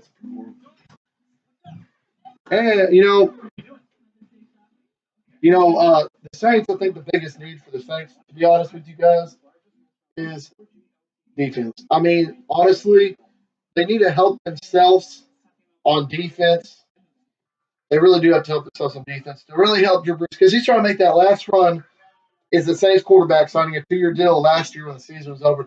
Make that run. He got really good and he got really close to make it. Like that game that happened between him and the Vikings, it wasn't even his fault that they lost. They had the game in the bag and they lost it. It is his time to make 1 or 2 final runs in the playoffs. Try to get himself another ring or 2 if he can. Help that defense build a defense for himself, and he will make another run. I mean, he does it. He's done so much, by himself. With offense kind of helping good, but the defense, not till the last season or 2, has been really good. Like he needs help, and he's been carrying the load for this team. Being 8-8, 7-9 the past couple seasons. I'm going to disagree entirely with whatever Steven said since I was not in here, and yeah, or agree whichever one's the popular opinion. See, I assume you were talking about the Saints. Yes, I was talking about how the Saints defense is not big, except for the Super Bowl. And I said they need to get some defense to really give Drew Brees another chance or 2 to get a last run for that Super Bowl. I say the Saints either are going to need, you could say, corner. I don't think safety is your biggest need, Saints fans, or you can go on the offensive side of the ball, and it's not predicted. It's not the favorite opinion. Grab a really good wide receiver, since Drew Brees has never had true, amazing talent that stayed around with him. He had a decent, he's had decent receivers and good receivers too, but the fact is, stayed with him exactly. It's like I would want to play if I was a receiver. I would want to play for a guy like Drew Brees, as accurate as he is. Because he's hitting about 5,000 yards each season, and for what he's had to deal with, that's an amazing feat. He's carrying the load for his team. Correct. That's the thing is, He is doing everything in his power to win. He wants to win. You know he wants to win. He wants to win himself one more Super Bowl before he goes in retirement. And you can argue whoever your most favorite, who the best quarterback is, but statistically and for what he's had to deal with, I say Drew Brees is one of the best quarterbacks of all time. The reason being is you can argue Tom Brady, and stats do not in fact lie, but look at what Tom Brady's had and look at like what Drew Brees has had, and then compare the two of what they've done. Well, I mean, you look at Tom Brady, he kind of came into a good situation. Oh yeah, he came in with an amazing situation. I mean, they were going to the Super Bowl. Basically, he came in. I'm not saying anything's wrong with Tom Brady. I'm not doubting his success in any way. But Drew Brees himself has carried that team. And Drew Brees has never had any top tier receivers. Okay, so the Saints got the 14th overall pick. The Packers got the 27th overall. They got the 5th round pick, the 147th overall, in next year's first overall from the Saints. And that can be a very interesting little deal. Like this year, we saw the Cleveland Browns with the 4th overall pick. That's because they traded with the Houston Texans last year for their picks. So I feel like, though, the Packers lost. You The feel like reason Packers I lost? say they lost is because they traded up so much. We're down in this draft. And I feel like that's going to hurt them. I feel that because the Packers really need this pick to get somebody to help them. I feel like the player they're looking for is not going to be around 27. I feel like the real reason the Packers did do that, and this is the only reason why, they believe the players. Steven's going to fail because we don't need him. But I feel like the reason why they did that is because they believe the players they have at the moment are perfectly fine. They can still find someone that late in the draft and next year as well by sacrificing this draft pick. So, is it my personal opinion to always trade down with your picks? No, but some teams do it because they believe our talent is further down in the draft. And as of right now, the 14th round pick is in, and we are waiting for Roger Goodell to select it. And if you're following us on Instagram, we are posting each team's pick. So be sure to go visit it. Tell us your likes, comments, all of that, what you like to see and all that. We are just trying to do this for you and because we enjoy talking about sports. And at the moment, we are waiting for the pick, like I said. And me personally, I think they should select a receiver, but most likely they are going to select defense. And see, it's talking right now. I'm not sure if you can hear it or not over me talking. They think they should select a quarterback to be the heir to Drew Brees, which I think would be smart to decide 2nd overall. But Lamar Jackson has been mock drafted before to go to the Saints. All right. And we are currently waiting for the commissioner to walk in and announce the pick. And if the Saints did in fact select Lamar Jackson, I would justify that pick entirely since he is a once in a generational type of player. I mean, he is, man. I mean, he's so versatile as a quarterback. You know, you want to look at mobility in a quarterback. Look at Lamar Jackson, probably the most mobile quarterback in this draft. He is like a Michael Vick type that throws right-handed. That's the biggest difference between the two players. A good thing is you'd be able to rebuild your team around Lamar Jackson and make that team just fit perfectly with Lamar Jackson if he is in fact selected. Oh yeah, the dude is so good. Like, why not build around him? You know, whether he is a bust or not. Correct. I feel like he's too good to be a bust. I just like Lamar Jackson. I like his personality. He's too different, and what Roger Goodell is coming on right now, and we are going to see who the Saints have picked.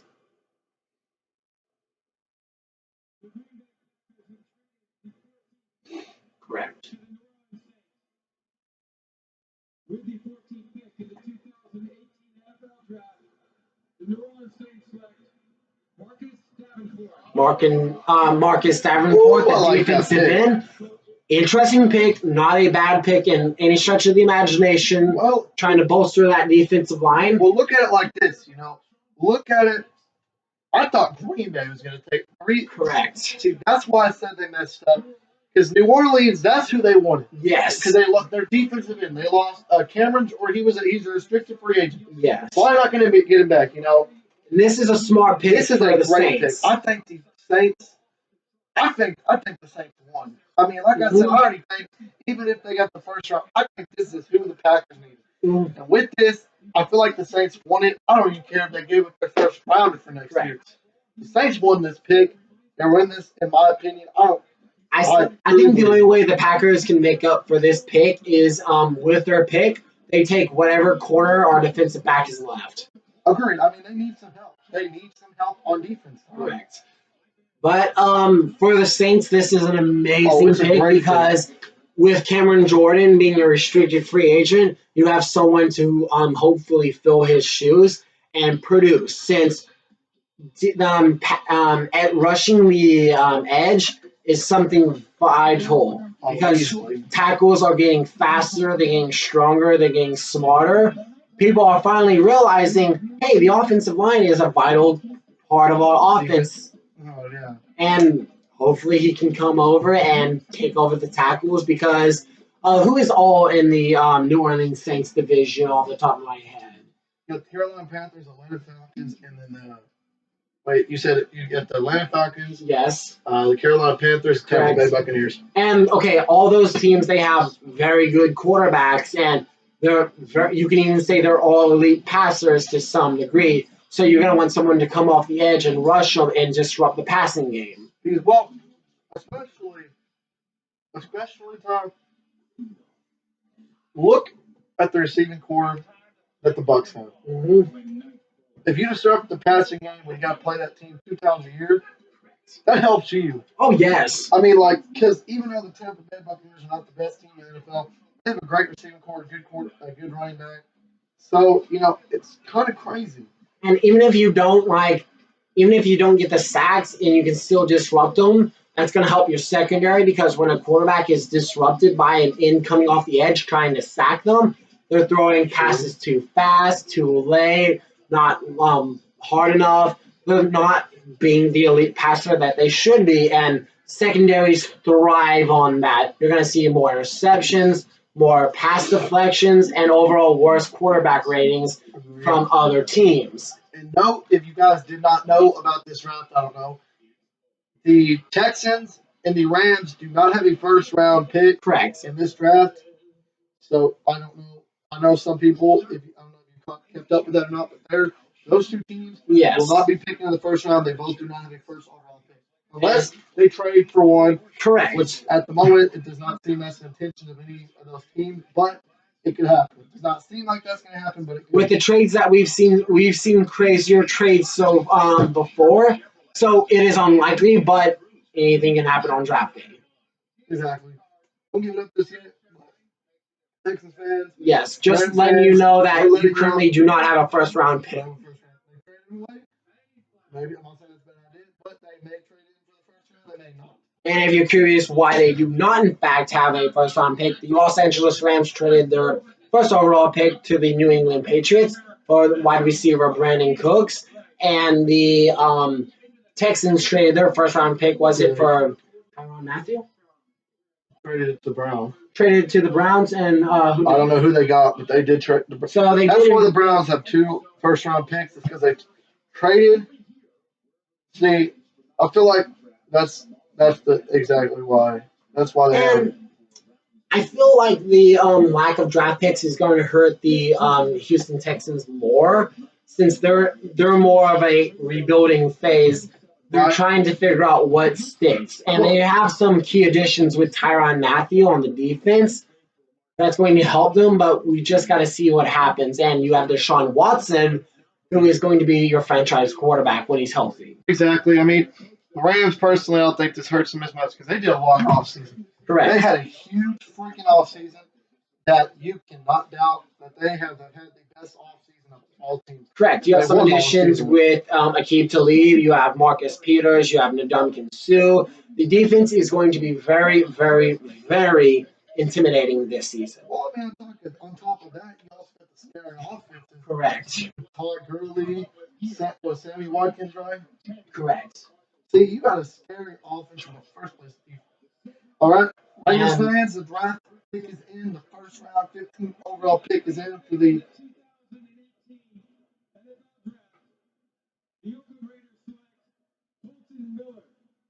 okay, Colton Miller, the offensive I like tackle. that pick. I love that pick. And this pick would make sense because all Raiders fans out there know that last season, Derek, was it last season or the season before that David Carr broke his leg? It was 2 years ago. 2 years ago.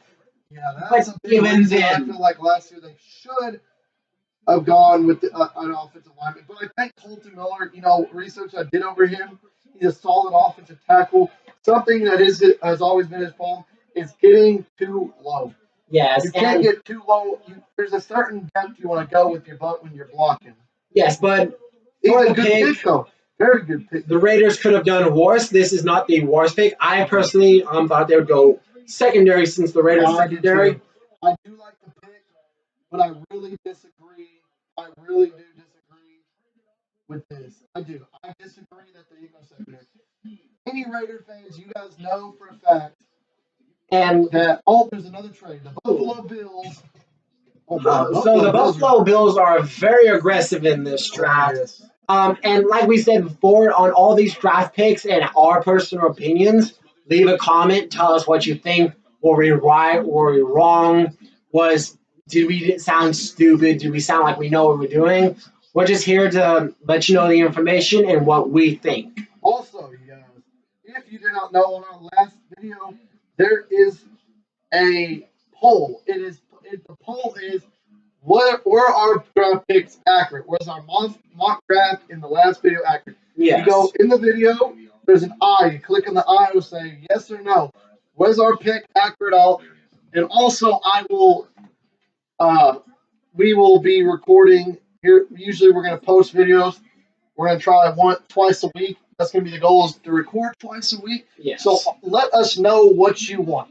And the reason why we're asking for the comment sections and all that is to keep us in check. If we need to brush up on our facts, we get something horribly wrong, that's on our end, and we need to fix that. But we're just asking y'all so you can keep us accountable. And we're trying to research everything all we can, but we are simply human. Yeah, we put a lot of time into this. I promise you, we work our butts off for this channel. Correct. What I find is very interesting is how aggressive the Bills are actually being on this draft. Okay. The Bills received this 16 overall pick to trade with the Ravens. The Ravens got 22nd and third round 65 overall from the Bills. The Bills get the 16 overall in the fifth round, 154 overall from the Ravens. If I had to guess on this pick who they are choosing, I would say it would be a center. The reason being because of the loss of Richie Incognito. Yeah, retiring one of the best centers in the NFL. Correct. So I feel like I agree with you on that. So they are being aggressive. They are trying to get this team better. They are not. They need to fix it. They got their quarterback for the future. Yes. Now are they going to get their O-line to protect them? Yes. And we just have to see how, because while being aggressive is something that can be really good, it can also be, yes, because if these picks do not pan out, they are basically left with nothing for the years to come. And all that aggressive moves, all those picks being traded up, it's like, why did you do that if the players didn't work out? Exactly. And the Buffalo fans, the 16 overall pick is in. Waiting for Roger Goodell, but you're right. I mean, if you trade up, be really aggressive, then you kind of think, what's the point? Yes. And here comes Roger Goodell with the pick. I'll tell you, man. I think everybody hates it. This is crazy. All right.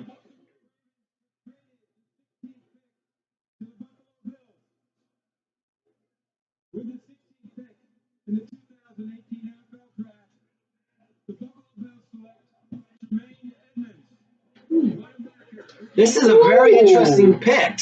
At the moment, I could see more downside on this pick. They picked Tremaine Edmonds, the linebacker.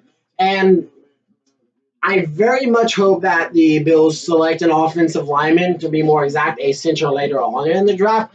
But I do see reasoning behind this pick. Well, in my mock draft, I think I put him at 19. You did? I think I did. I think I put him for the Cowboys. I don't really know what I put him for, to be honest with you. But I do not necessarily agree with this. I don't like this pick at all. I really don't. But correct me if I'm wrong, Tremaine Edwards is going to be more of your modern day linebacker. He's going to be more of your covering linebacker. He's going to be more of your range like to a range. sideline to sideline, quicker linebacker, can cover a little bit better than most linebackers. I don't really agree with the pick. I think he's very talented, but very good player. He is very fast. He's sideline to sideline. Something that kind of hurts him is over pursuing. Yes, but that's something that with development that's going to be fixed. And the way I see this draft is very talented player. He's going to do wonders. Maybe not the best fit at 16. And not to discredit Bills fans out there, because you are subjected to your own opinion. We are just stating that you do have a hole on the offensive line and you do have a rookie quarterback that is going to need protection. Exactly. I mean, that's why I disagree with it. It's not the lack of talent that Tremaine Edmonds has. It's the fact that the team needs more so is center. I mean, you drafted hopefully your quarterback for the future. Yes. And you want him protected. You do not want him to be hurt. You want him to develop and prosper. Right. And now you have the Chargers on the clock, 17 over the pick. They rank 4th offense and 17th in defense, which is not bad.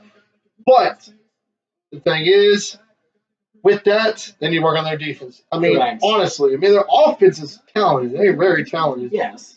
But there's a lot they need to work on, you guys. There is. And I believe later in the draft that the Chargers do, in fact, select some quarterback to be the heir to Phillip Rivers. Agreed, completely agree. At the moment, Phillip Rivers is still getting the job done. He's just never had a good supporting cast to help him. I would honestly advise the Chargers to take a receiver at this point because besides Keenan Allen and Tyrell Williams, there is not a stout receiving core. Agreed. I mean, they need doing a lot. I mean, with Phillip Rivers throwing over 4,000 yards, is the second in the NFL.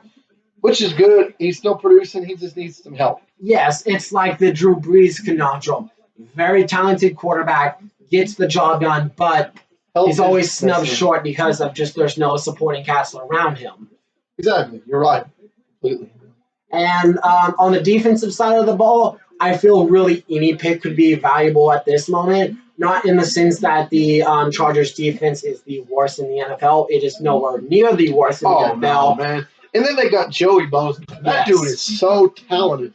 He is the future, like J.J. Watt. He's so freaking good. It's scary. Like, if you want – and then you got Jason Burnett, I think that's how you say it, or Barrett or something, which is very good. They have a good defense. They have a good offense. They're not ranking bad in defense. I would just think the smarter idea would be go defense.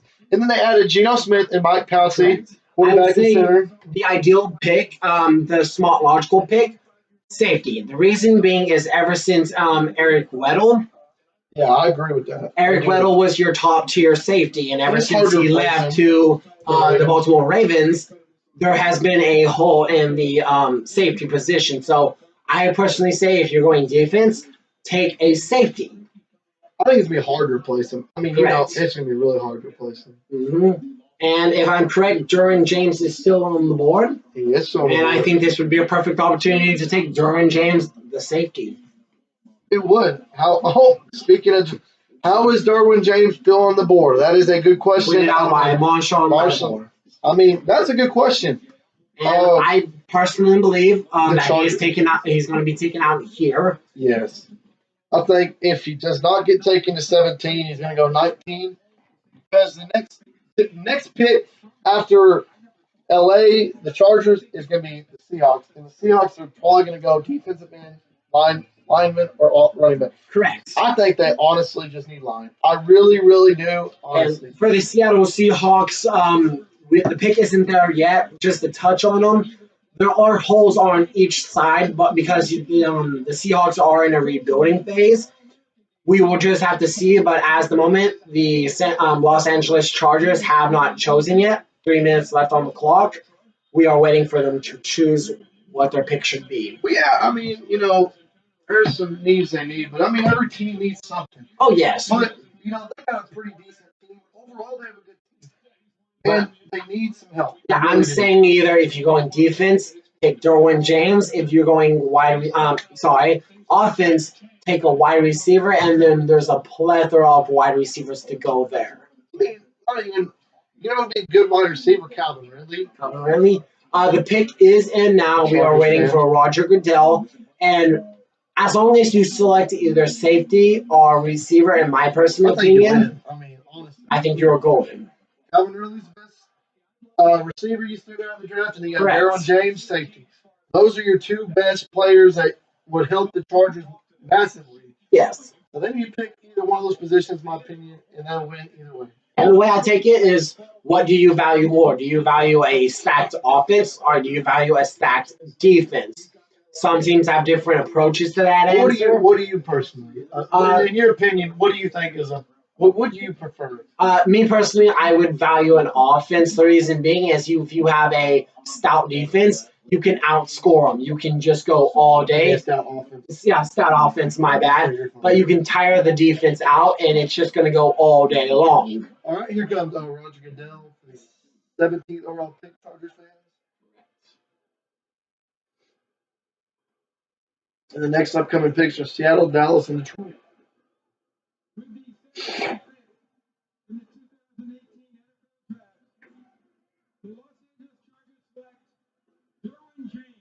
Derwin James, the safety.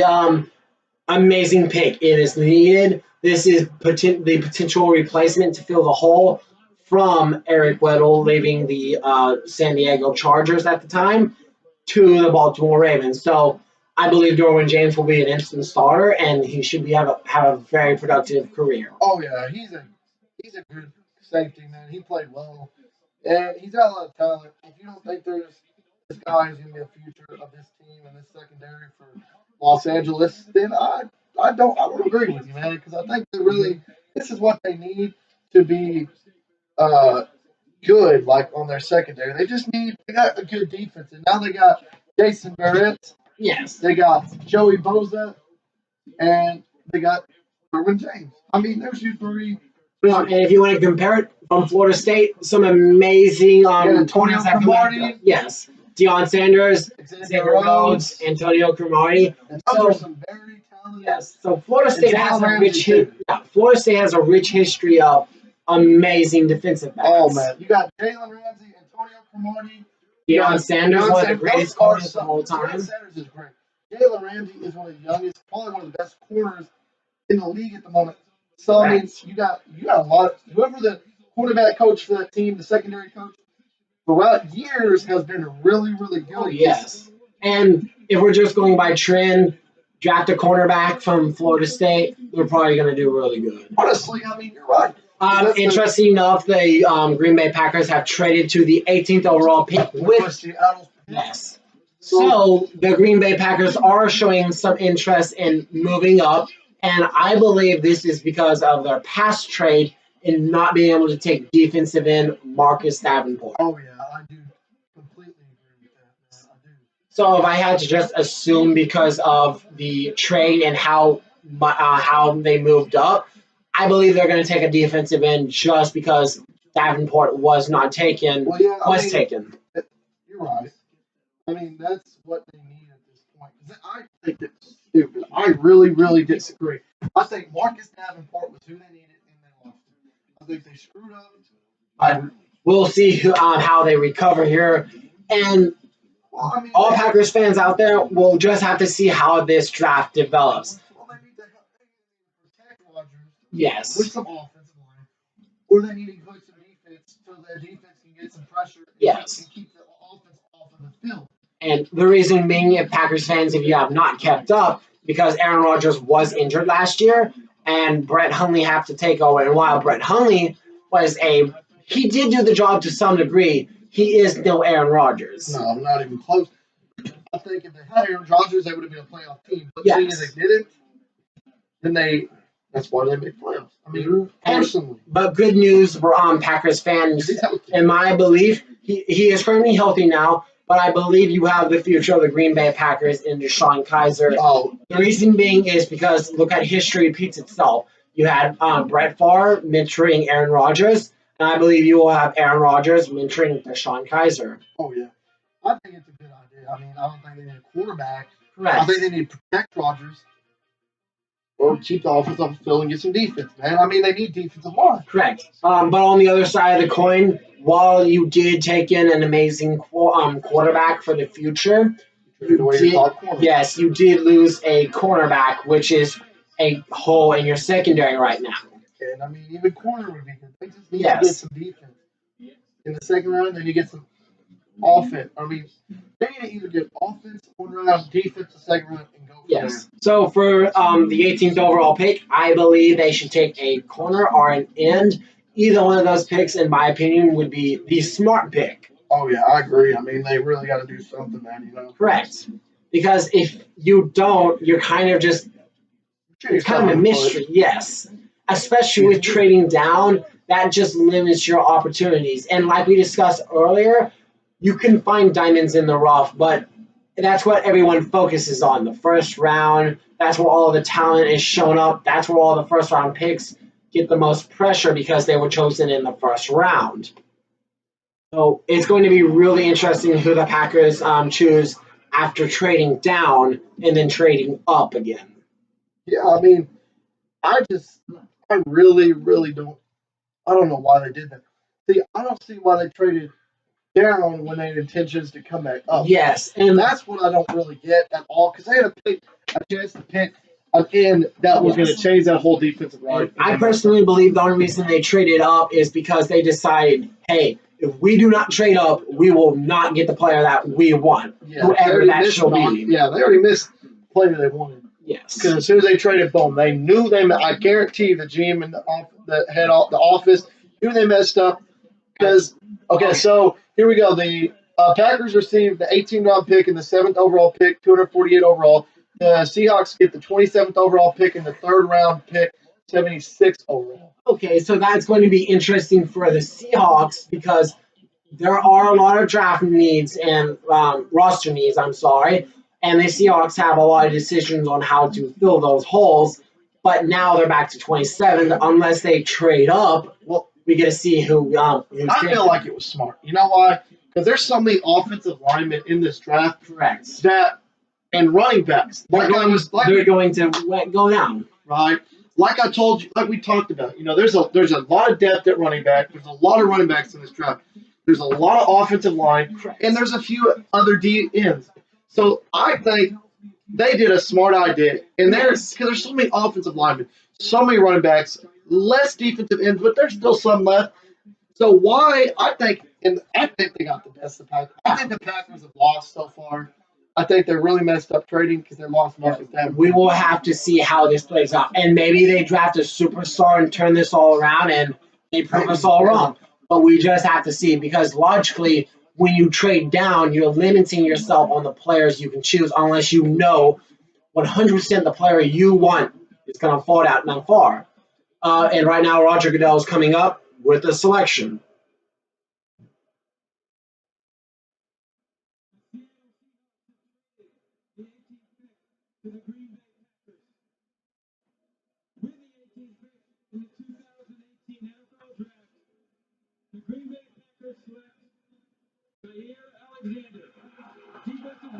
Okay. I agree with that. Okay, they got a cornerback, and that was a top need for the Packers losing Demarius Randall. And with this pick, you do fill that hole. We will see how he develops and see if he can replace Demarius Randall or even surpass him. Right, exactly. This is a chance to really make up for what they did. Yes. Because they messed up now, but I think they can fix themselves. And maybe with this pick, maybe this was the guy they were planning to take on maybe later, and they just decide, hey, we're going to take him now, and that's probably why they moved back up, because they didn't believe that he was going to go down that far.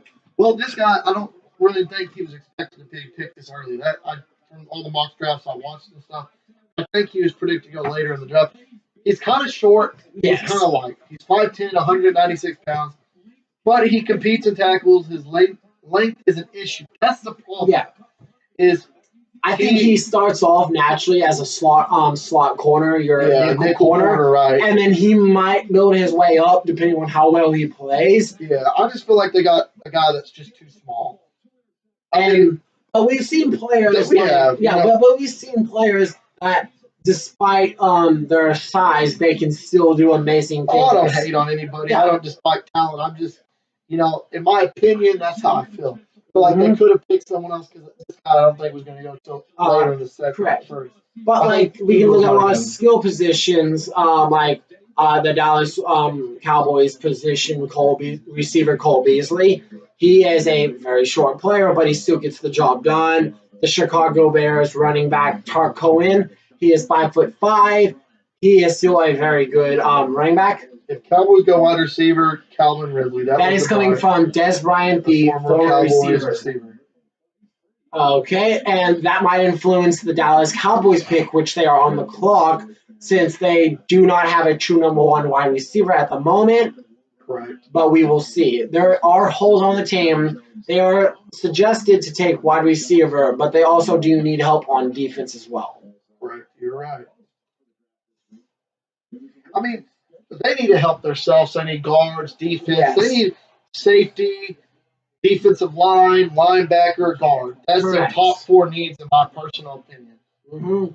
And one person that was projected to go to Dallas potentially was Vita Vea, since we were needing a defensive tackle. On our defensive line, that is the weakest position. And we would have to see.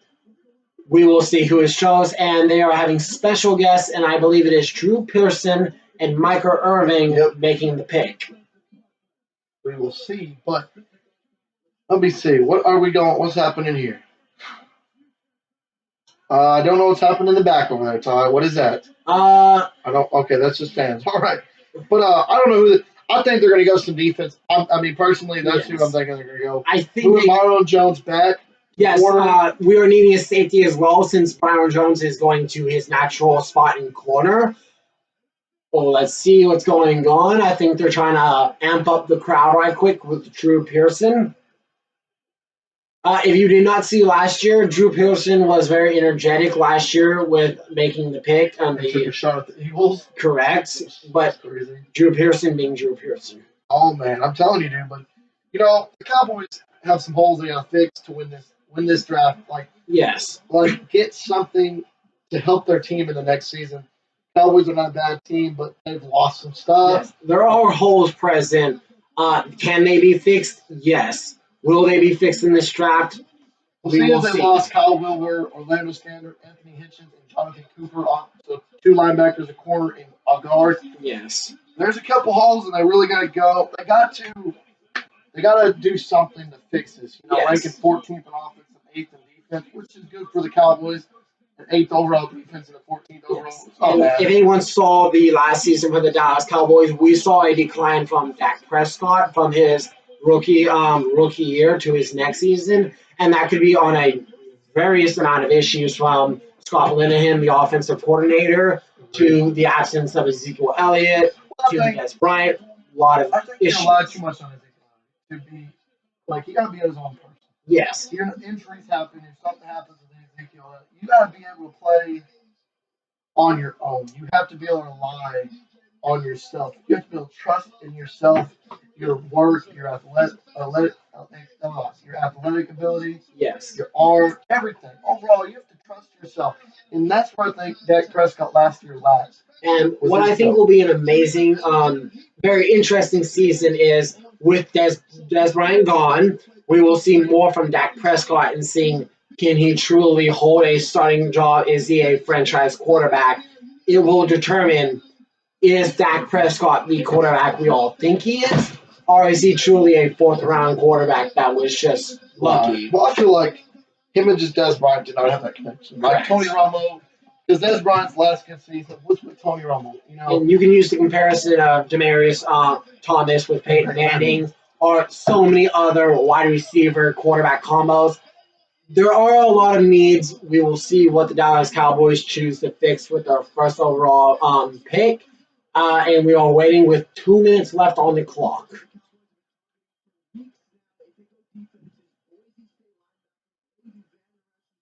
Okay, so they're saying that the Cowboys are going to predicted to pick a linebacker, which I could see that completely because they kind of need linebacker. Yes, because You have Sean Lee whenever he's healthy. He is a star linebacker. It's hard to stay healthy for him. But he's one getting up in age and two getting hurt, which those two things correlate. Middle linebacker, we have Jalen Smith, who is coming off a very, very serious injury, and we never know if he's going to be a true middle linebacker or not. So drafting a linebacker is not the worst decision since not even close. linebacker is something we need as well. Well, I think the Cowboys, if they get a linebacker, he will instantly start. Correct. I think it'd be Jalen Smith, Sean Lee, and whoever they draft, because there's multiple linebackers. With a minute left, the Cowboys have still not made their pick. So I believe the Cowboys are waiting to like the very last second to build up anticipation and hype and all that, since that's what Jerry loves to do. He loves to be a showman. He loves to build up anticipation. Right. He likes to. There we go. The pick is in for the Cowboys, you guys. Let's see.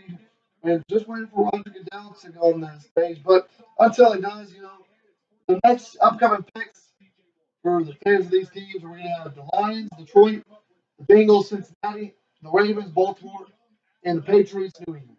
Correct. Just to let you guys know, get you guys prepared because your picks are coming up on the next 4.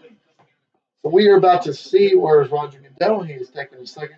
Yes, and just to recap on all these picks, we're just reacting how we think on all these picks. You might disagree, you might agree. We are just simply trying to be as neutral and as unbiased as we can, just to explain how we think each player that is drafted will go with that team and what the team needs are and all in between. Exactly. I mean, the thing is there's some picks we disagree with, there's some picks we agree with, there's some people we think busty, there's correct. But we are just trying to present what we think and what we think will happen. All right, here comes Roger Goodell and multiple other people. Let's see. I don't know. Oh, that's a lot. Whoa, what the heck? I think these are the Cowboys players. If I am correct, or we will see. Oh no, that's a. I think this is a high school team. That's a bunch of this different high school teams.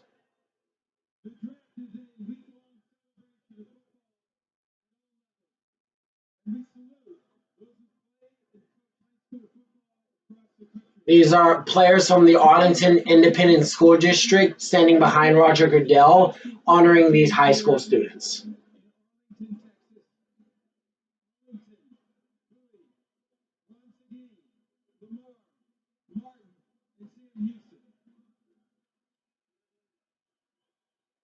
And these players behind him, if you obviously are not watching the draft, these are just honoring the high schools around. Arlington.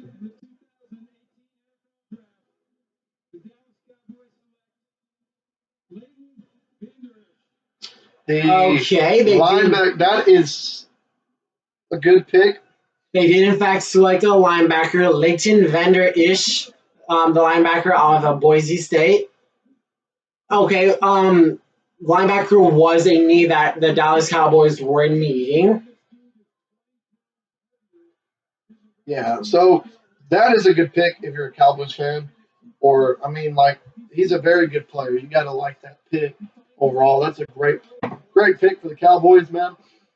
And, the Cowboys who have had their ups and downs, seasons back and forth, some good seasons, some bad seasons.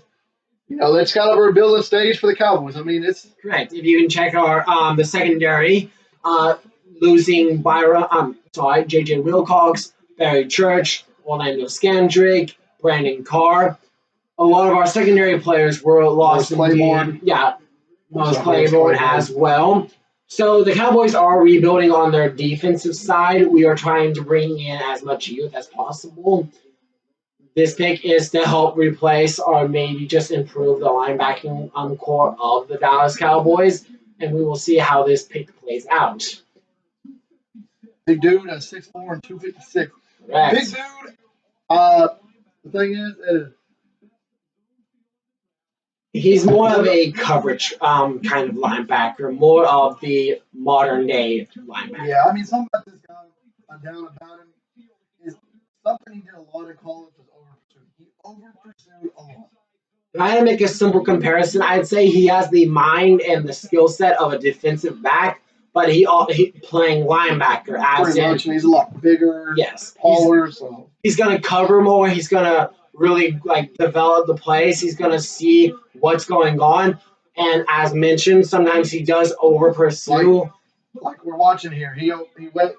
He see the thing about him is he does over pursue, but he pursues really well. He's Yes. really quick, but over pursuing is a bit a problem for him. But that helps if you're a Cowboys fan. That really does help the team. For any Cowboys fans, you should be happy with this pick. On the issue of pursuit, that is something that can be taught, but you're just gonna need experience. And if Rob Marinelli continues, Hey, Steelers trade wide receiver Martavius Bryant for Raiders for the third round pick, okay, 75th overall. So Martavius Bryant is playing for the Raiders. The Steelers get an extra pick, which is the third round, 75th overall. I do not like that pick. I don't. I do think Martavius Bryant is way better than the third rounder. Maybe they have an idea of what they are doing, but I don't like that pick. and I think the reason why both parties agreed to this one, the Raiders were needing more receivers. They have Jordy Nelson, they have Amari Cooper, and now they have Martavius Bryant. Correct me if I'm wrong. Is Cordell Patterson still on the team? I do not think he is. I think he is. Still, you have Jordy Nelson as your number 2 receiver. You have Amari Cooper as your number 1 receiver. And Martavius Bryant is going to be fighting for that second string position, if not that first string. No. He plays for the New England Patriots. Then that would make more sense because with lacking Cordell Patterson and the return game, and as your speedster, Martavius Bryant replaces him as that role.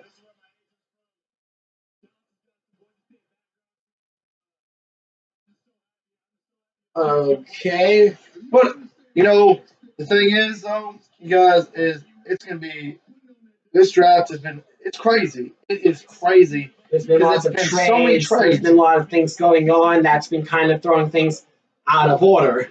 Well, I have a prediction for this draft, and this is me. I think the Browns are going to trade the Jaguars for their pick. I put that in my mock draft that the Jaguars will trade their pick to the Browns. I don't know exactly for what, but I do feel like he is going to be traded. That's what I feel. Okay, so they're comparing Linton Vander Ish to Zach Cunningham of the Houston Texans. And just as we explained, he's going to be more of your speedster, as I put him.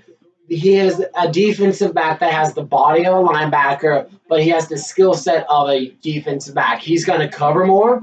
He's going to react more to the plays. He's going to sideline to sideline. Yeah. Lions fan, the pick is in for you guys, just so you know. And for the Lions, I would recommend either a running back because we do not know how LeGarrette Blount will work out. That's my personal opinion. I feel like they need a running back. They have not had a really good runner since Barry Sanders. Correct. Or on the also on the offensive side, a receiver since the last major elite receiver for the Lions was Calvin Johnson. Listen, let me tell you something, man. You put all that money into your quarterback, Matt Stafford. Yes. And you have to give him a running game. That's the reason he hasn't been able to win you guys any playoff games. It's because you have to give him a running game. All the pressure he's not had a 1,000-yard rusher since he's been in Detroit, you guys. Right. That's the problem. Is you have to give him some help. Yes. You have to give him a running game. This is why the Lions, more than anything, need a running back. And Matthew Stafford is a wonderful quarterback, but he can only do so much by himself. Exactly. He can't carry the whole team. He's trying. He's tried for years. And he's been one of the best quarterbacks the Lions have had in decades, if not forever. I mean, seriously, though. I mean, honestly, even the quarterback that they had when they played the Cal, not this last time when they had Barry Sanders when they beat the Cowboys. The biggest reason they were so good is because of Barry Sanders. Yeah, they had a run game. The pick is in for the Lions.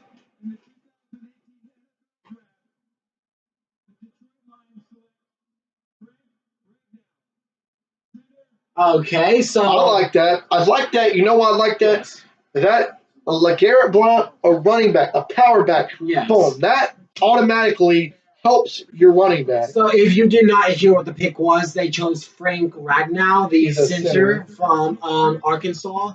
And yes, like Seaman was saying, that is a very smart pick because you have a power back in LeGarrette Blount, which I assume is their number one starter. I think so, yes. Build up the interior of that offensive line so you have a power back who runs through the middle. I like that pick. I mean, I really did think they would pick running back, but I agree with that. All right, and the team that I don't know, Bengals fans probably hate me, but, the team that I've been saying is got probably the worst roster in the NFL and is going to be fourth in division. It's the Bengals. And this is not saying that out of a hate or anything for any Bengals fans out there. This is just strictly going with what all the players on your roster and what has been produced with said players. For instance, y'all have had chances. Was it 2015 that they were in the playoffs, but Montez Burfict? It was the last playoff game that you guys played in, and he got a foul. But Montez Burfict, Antonio Brown in the head, cheap shot at him, and it lost the game. And that was a game you all should have won most definitely, but your best player on your defensive side of the ball basically lost you. Yes. That's why I'm thinking either linebacker, corner, safety, really any defensive position. I mean, listen, the Bengals, man, they have got to do something, man. They have got, listen, they're not going to be good this year. The fact I say that, and it's not to hate on any team, but they didn't do anything in the offseason. Offseason, a big part. Yes. And if your team, like this team, is in dire need of a lot of positions, a lot of defense, they need a lot of help. Yes. Pac-Man, Adam Jones, is that his name, Adam Jones? Yes. The guy who, he's not going to do it much longer. He's getting old, getting up there in age. Bengals fans out there, this is what I recommend. Try to find players that are going to be productive on and off the field, as in like Pac-Man Adam Jones, who has been arrested, been suspended. While in his prime, he was a top-tier corner. Oh, easily. Off-the-field issues prevented him from being as good as he possibly could be. Exactly. Same thing with Montez Burfict. He is a good linebacker. The only problem is he is a dirty player, costing you your playoff game when you gave Antonio Brown a concussion. Exactly. I mean, like, the Bengals, man, they didn't do what they were supposed to do in the offseason. And it's no hate on the team, but the front office, they screwed you guys over. I mean, the only way to look at it is not really doing anything. Yes. Killed you. And until you guys, the front office helps you guys and the coaches, then it's going to be really hard for you to win. Yes. I tell you, next season, I don't really see the Bengals doing the best, but next season for the Bengals, they're gonna have to pick it up in off season. Yes. And I feel like if the Bengals do start like making some act moves on the off season, y'all will slowly start getting better, as most teams naturally shall. But it's gonna start off in the draft. You gotta develop your players, and in the off season, take hold of free agents. I know cap space is a big issue, and you got to re-sign your key players such as AJ Green, maybe Andy Dalton if you value him as one. But take a chance and sign some free agents that can really help your team. Exactly. You want to help your team as much as you can. Off-season's a big thing. The draft's a big thing. I mean, it's kind of like a chain, man. You go to the off-season, you get some good players, you help yourself, and then you go to the draft and you get your players. Like John Ross, you got him. He's a good player. And fast guy. The free agency. You sign free agents so you lessen the pressure on your draft. Because if you go into the draft without signing any free agents at all, that means you have so many more holes and so much more uncertainty. See, something you got to understand is even if you sign players for just depth, players at a cheap price, having depth, even if they're not the best players in the world, depth is a big thing, man. You have to get some depth. And here comes Roger Goodell is on stage with the 21st overall selection for the Bengals.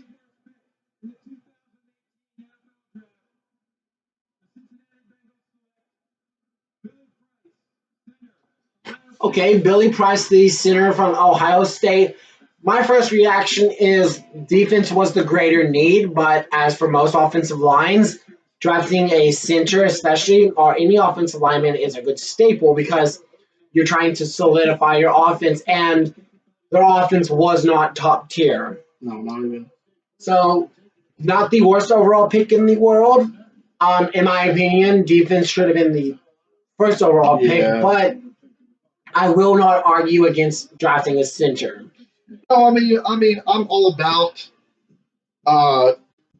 getting a building offensive line. I'm all about it. Yes. I'm all about, going offensive line. But the Bengals, in my opinion, they do need offensive line, but they really, really need defense. They Yes, really defense do. was the biggest concern because you have so many holes and question marks all over. All I call band-aids. You don't really know how well they're going to go. That's, you gotta. And I guess their mentality for this season is we're going to revamp the offense. We're going to try to build that up. Maybe give Andy Dalton a resurgence in his career, and hopefully go from that. Yeah, you're probably right about that. But it's like I don't understand why. I disagree with it, but I kind of agree with it. Like, You see both sides of why they did it. and I see. There's another trade. Breaking news that the Tennessee Titans have the traded. Ravens for their 22nd overall pick. Yes, so the Tennessee Titans have received this 22nd overall pick in the first round. We do not know what else. And the Ravens have acquired the 25th, and we do not know what else. We will figure out, and we will let you know. Always will keep you updated. And what would you assume that the Titans are wanting with this pick for trading up? And honestly, if you want to give, honestly, what I think they're going to go get, man, is like to help Marcus Mariota. Get some receivers, man. Oh yeah, Give him something. Listen. Calvin Ridley, the best receiver from Alabama, has not gone. Draft. No one has taken him. He was expected to go a little bit earlier. Correct. But he hasn't been taken by teams like the Chargers and the Cowboys, teams that kind of were expected to take him. And they have a chance right here. For the Tennessee Titans, you solved the running back issue with 1 year of DeMarco Murray and then Derrick Henry. Yes, they did in fact cut him, but you have Derrick Henry to take the role, and he's been a proven rusher. So we fixed the Titans fixed that issue.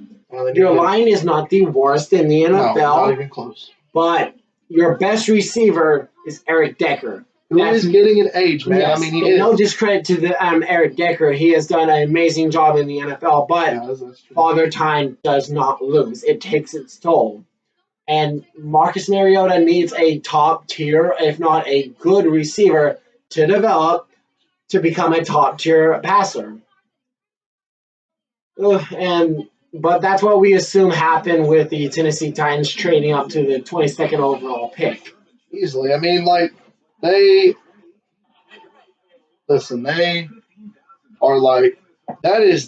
think they're smart trading up. And there's still a lot of depth in receiver for this draft. You have Calvin Ridley, you have DJ Moore. What other are some top prospects? For receivers? I think you got, like you said, DJ Moore, Calvin Ridley.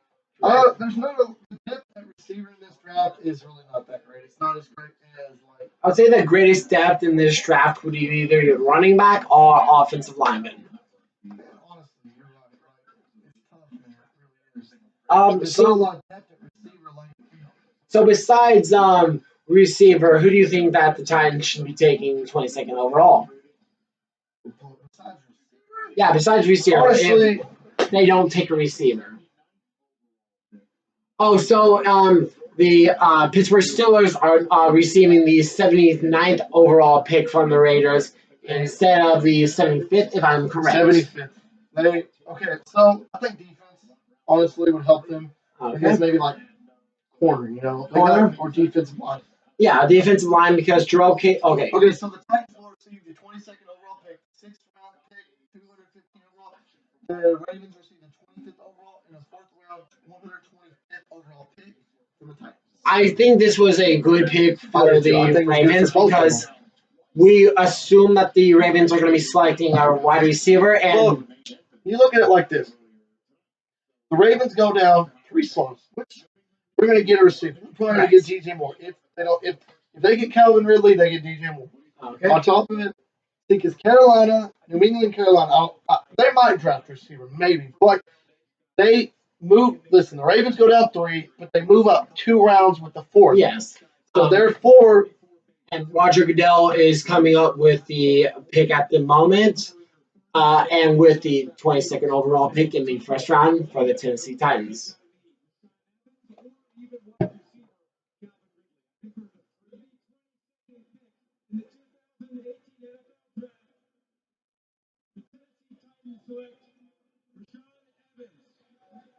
Okay, Rashawn Evans, the linebacker. I agree with defense. Yes. I really think linebacker. I was thinking more of an offensive side, personally, to help Marcus Mariota.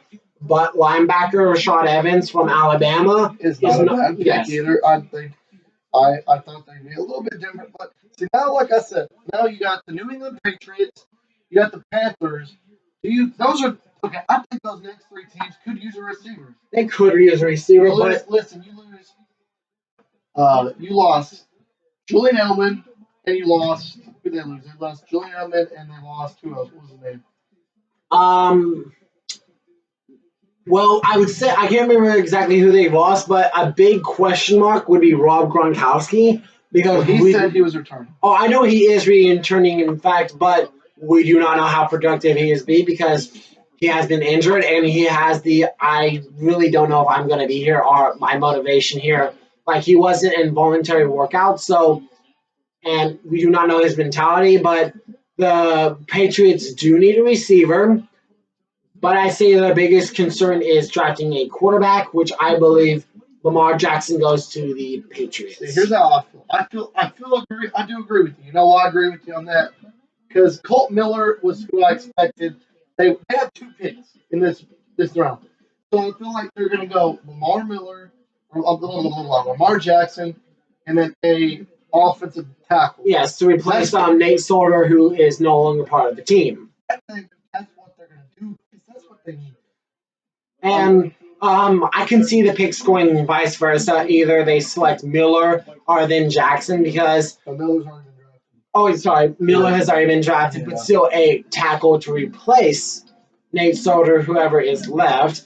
The reason why I value Jackson so much is wherever he goes, he's going to be an electrifying player given the opportunity and given the right situation. Well, if you put it like this, let me put it like this.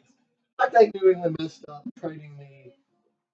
giving up Jimmy G for such a like a second round. Therefore, I think Lamar Jackson is the future of New England. And you have to think that from the start of the season, the start of the season last year, the Patriots had Tom Brady as the number 1 receiver, Jimmy Garoppolo as quarterback. Tom Brady as a receiver, as we've seen in the Super Bowl, it does not work well. We had Tom Brady, we had Jimmy Garoppolo, and we had Jacoby Brissett. Okay, so they lost Malcolm Butler, Nate Soldier, Danny Amendola, Deion Lewis, and Brandon Cooks. They lost 2 receivers and a tackle and a running. They lost Brandon Cooks and not Julian Edelman. I meant Danny Amendola. But they major losses for the Patriots, and that's why either receiver or quarterback is projected to go. That's why I think receiver is the best thing. I think they need Calvin Ridley. I really do. Calvin Ridley is still on the board. He is the top receiver prospect so far. DJ Moore is good too, but I think Calvin Ridley is most explosive, fast, catch the best, get open, get past. A very interesting development for the New England Patriots is Matt Patricia leaving to the Lions. The defensive side of the ball is going to be very interesting since Matt Patricia was a very talented defensive coordinator, but the Patriots no longer have him. Exactly. So they have a hole to fill, which I get it. You know, they're going to eventually he's going to leave. Also in the loss of Malcolm Butler. Exactly. So they got corner, tackle, receiver. I think corner will be all right, but I think it's tackle and receiver they need more than anything in this draft. More than anything, this first round, they have 2 picks. They can get both those needs and fill them in the first round alone, and then they just need to go get a corner. Yes, to be a dominant team. The Patriots need to think about the future because Like either if you dislike the Patriots or not, they have had a dynasty so far. And They did have Jason McCourty. correct. But if you go by Tom Brady standards, he's going to be playing till he's 45. The likelihood of that is very slim since, It's probably not going to happen. to put it blunt, we might watch the Andrew Luck scenario of being sacked a million times and not playing well at all. And Andrew Luck is far younger than Tom Brady. Oh, easy. But a 45-year-old man, if he plays to that level, is not going to hold up well being sacked. No, not And if they do not draft a tackle, that's even less protection for the golden boy of the Patriots, Tom Brady. And Brian Hoyer is your backup. We have not seen that much success from Brian Hoyer being from the Browns to the 49ers. So there is not much depth for the quarterback situation. No, not even close, man. Brian Hoyer sounded weird. I think that's so dumb. I really think that was a dumb idea. Why would they do that? I don't know. And the reason being is because you went from Jimmy Garoppolo, who's maybe the franchise quarterback for the 49ers, Jacoby Brissett, which is Yeah. Okay, so it's reported that Lamar Jackson has been in talk with the Patriots for the past couple weeks, So it is predicted that the Patriots are going to take Lamar Jackson with the 23rd overall pick in the first round of the NFL draft. My personal opinion, that would be the absolute smartest pick for the Patriots at this moment. The reason being is you can rebuild the team 100% around Lamar easily. Jackson. You would be the heir to Tom Brady. You could redo all the offense to go through Lamar Jackson. Make the team work with him. See, but question: do you think if Tom Brady is going to be around for a couple more years, do you think he'll be around a couple more years in your first 2 years? I do not. I personally do not think because so do you think if they miss out on this pick and they don't draft Lamar, do you think receiver is smarter than drafting Lamar?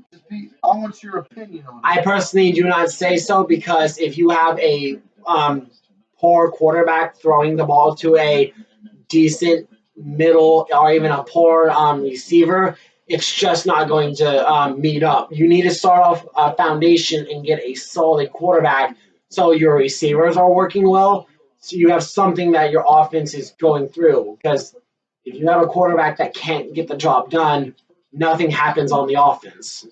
I agree. I do think you're right. And that's why it's projected that Lamar Jackson goes to the Patriots. Okay, one more other question.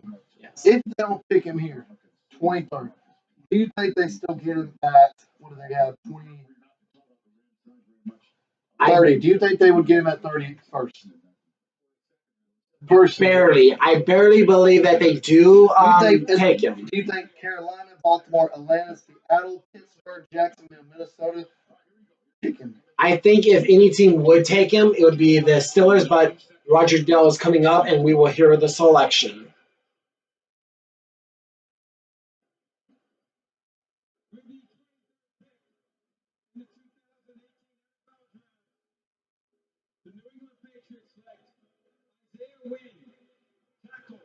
Very, very, very interesting decision indeed. They chose to go with Isaiah Wynn, the tackle, and I believe this is strictly because, one, they believe that the tackle is the most important decision to execute right now, and two, quarterback is not the most dying need for their team, and that could be because they think Jackson's going to fall to the 31st pick, but I believe if any other team is going to take him, it's going to be the Pittsburgh Steelers.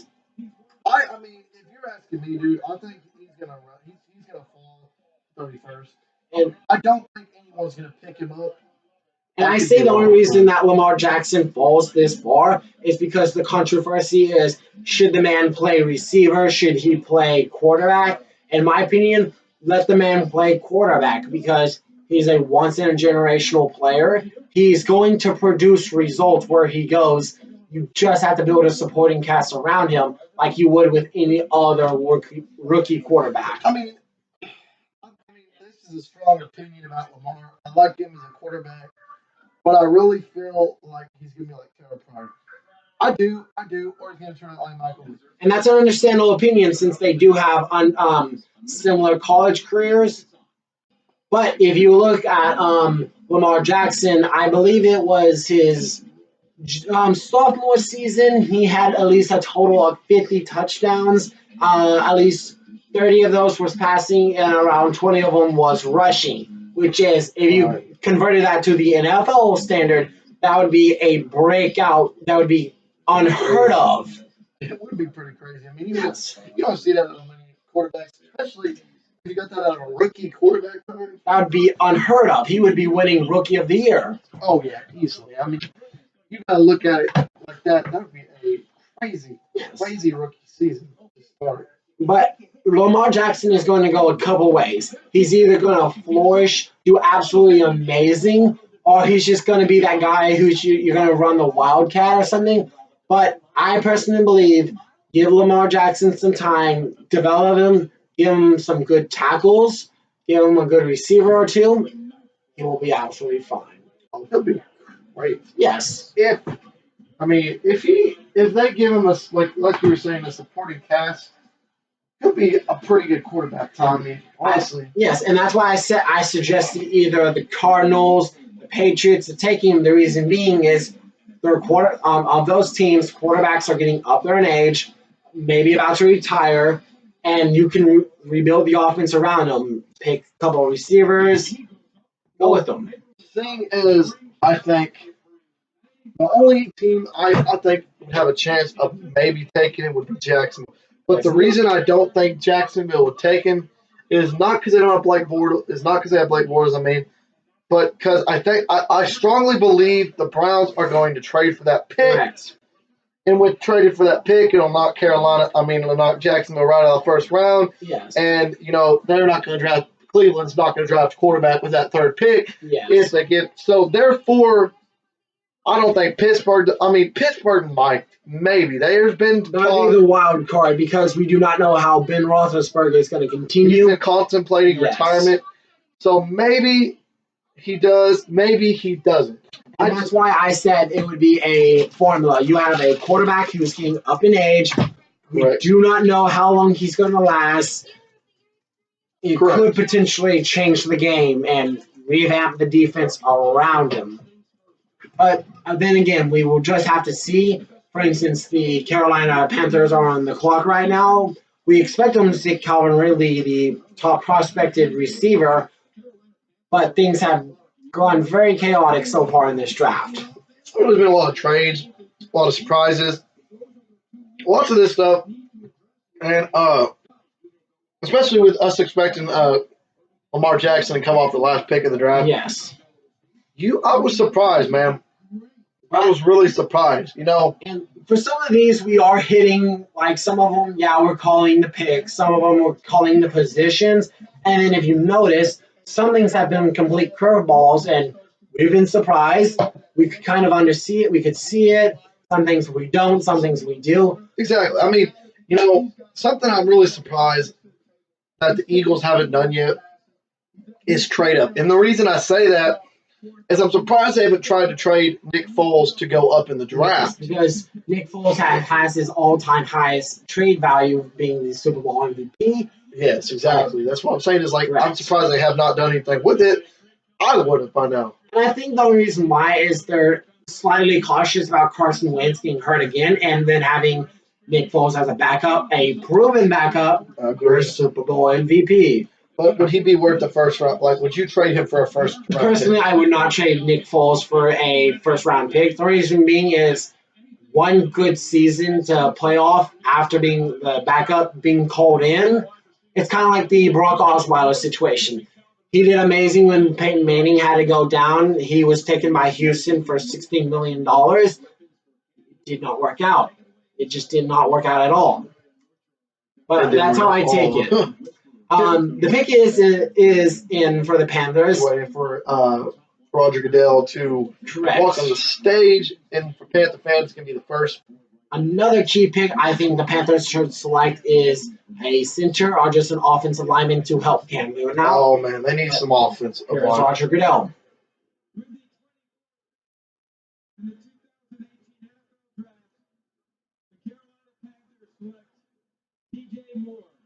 DJ Moore, the receiver. Surprising, but I kind of figured they would take a receiver. I do understand this pick, but me personally, I would have chosen either a center or any offensive lineman or a corner on my personal aspect, since your best secondary player was Josh Norman and no longer on the team. Exactly. I would have picked, if I was going to pick a receiver, I would have picked Calvin Ridley. But DJ Moore should get the job done. He'll be good. No doubts in my mind. Now we have the Baltimore Ravens up. And the Baltimore Ravens should select a receiver, and if things go as planned, it will be Cortland Sutton. Yeah, probably. But we will just have to see, since crazier things have happened in this draft. And with DJ Moore, I'm very surprised because I believed Cortland Sutton would have been taken way before, and then Dallas, needing a receiver, would have taken a receiver. But I expect now they're going to take 1 second round. I think so. I think they're going to pick a receiver or a defensive tackle or something. I feel like if the Cowboys had at the time, if they had Vita Vea if they had him to pick, they would have picked him. I see why they picked a linebacker, though. I mean, I do. There's a lot of depth at the D line for the Cowboys. And this was just because these players were expected to be taken far earlier in the draft, and that's just how the draft played out. Now, on DJ Moore, as a receiver myself, I kind of understand. His specialty is run after the catch. When he's going down deep, he does have a little trouble. He will occasionally take out the 50-50 ball. The odds aren't in his greatest favor, but he's built like a slot receiver. He will catch the ball, and then he basically turns into a running back of sorts. But run after the catch is his specialty, not going down deep. No, he's not tall enough for that. He's not strong enough for that. He's not like a Des Bryant, Demaryius Thomas, Julio Jones, or Antonio Brown type. Yes. He's just not. That's not what he is. And it's people have their different, types. Everyone's a different type of receiver. And personally, on my side, whenever I look at Cam Newton, I see that kind of strong arm. He's wanting to go down deep, which I am a little surprised on DJ Moore, because I expected if Carolina was going to select a receiver, they would select a deep threat. Yeah, I agree with you on that completely. I think they should have picked a deep threat.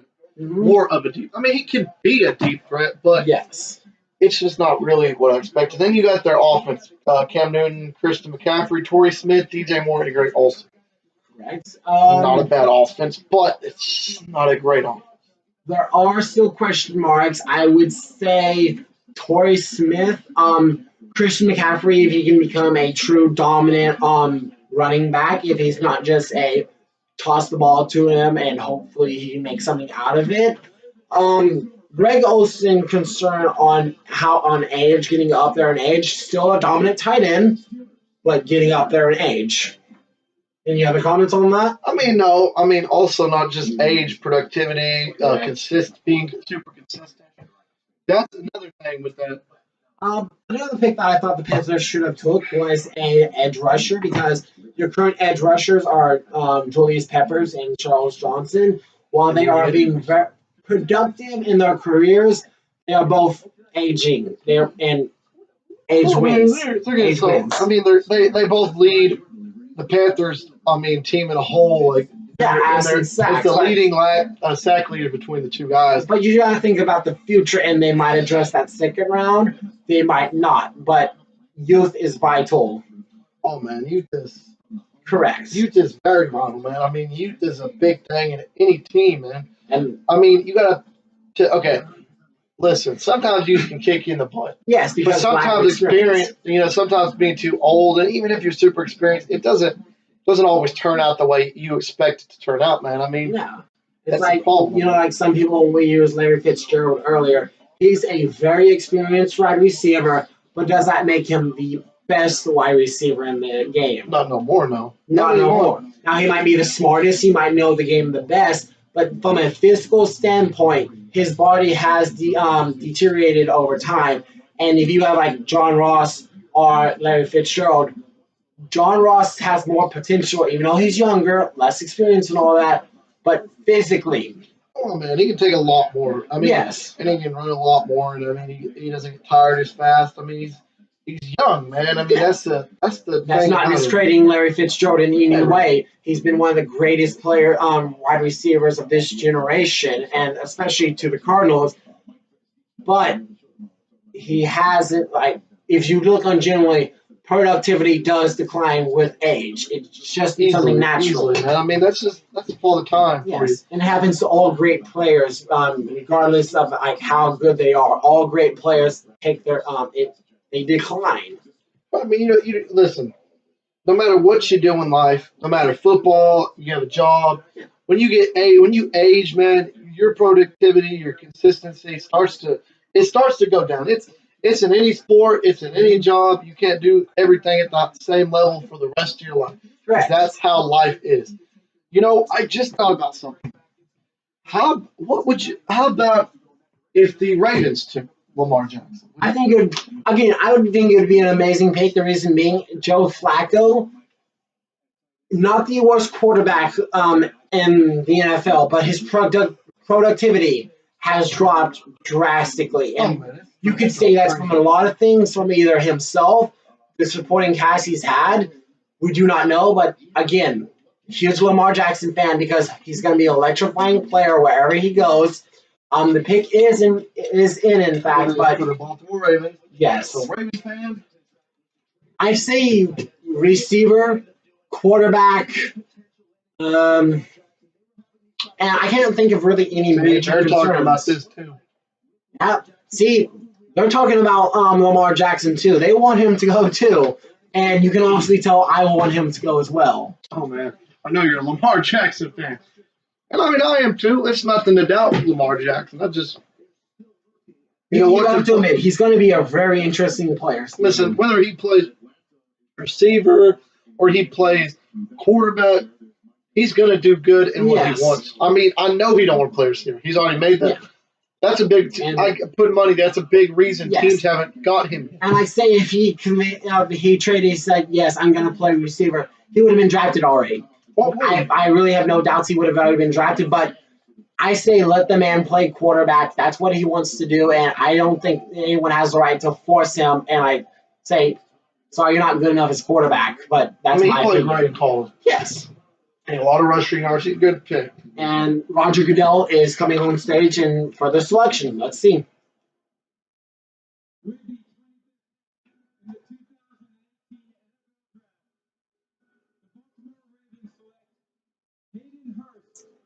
Okay, they select Hayden Hurst, the tight end. And yes, I could see this pick because they're trying to revive their offense. This could be because they're trying to get the rest what they can from Joe Flacco because he still does have some life in him. Oh yeah, man. He's still alive. Yeah, but it's going to be pretty soon where he's going to have to. Yes, but have to throw him out, man. They're going to have to go think past Joe Flacco. Is it going to be later on? And I've seen some players, some mock drafts taking Lamar Jackson's second round, but we just do not know how this is going to go.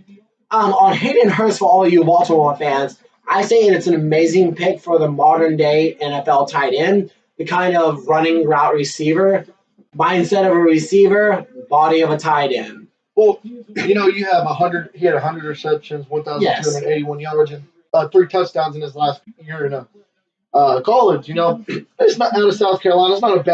That's not a bad season. Yeah, 1,281 yards for a tight end. Yeah, that's very good. The touchdowns could go up, but that many yards, that probably should go up. But obviously, he's making plays. Getting over 1,000 yards, which is freaking great. That is something. If you do that in the NFL, oh yeah, you're gonna be a good time. You're gonna be good. Now, I will say the one concern that I do have for Hayden Hurst is as a tight end, you are naturally not going to be the number one receiving target. That is going to be your receivers. Exactly. Your job is to block it when called on and be open if needed. Hayden Hurst he's not motivated enough. Not saying he won't.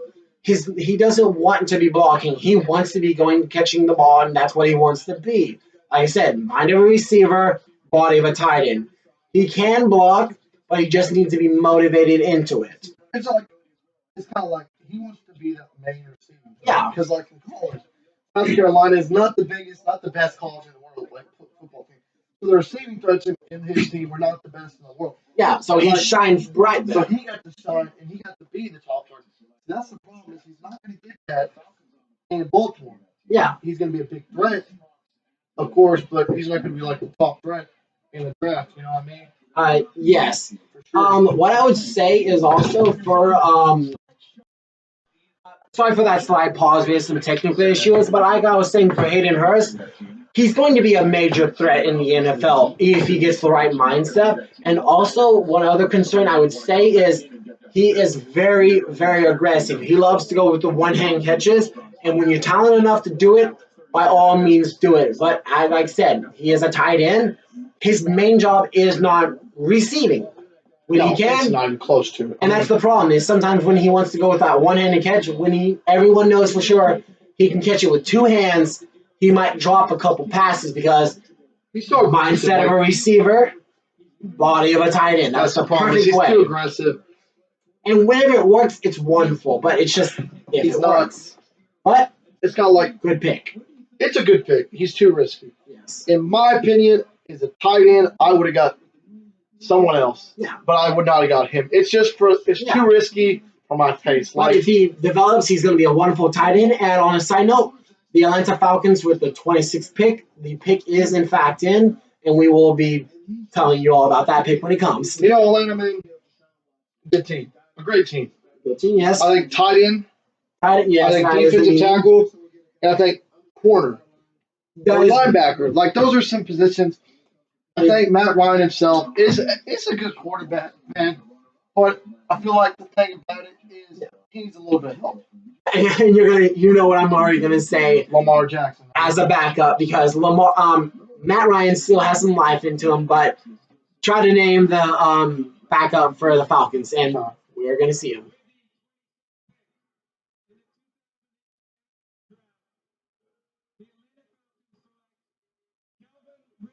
Okay, I like Calvin that. Ridley, and You know this what? is a good pick. This is why they picked Calvin Ridley. I will tell you this right now. They picked him because they lost their slot receiver. Correct. That's why they picked Willie Snead to be exact. Exactly. The Falcons? No, oh, sorry. They lost their slot receiver. I was thinking of. You're fine. Yeah.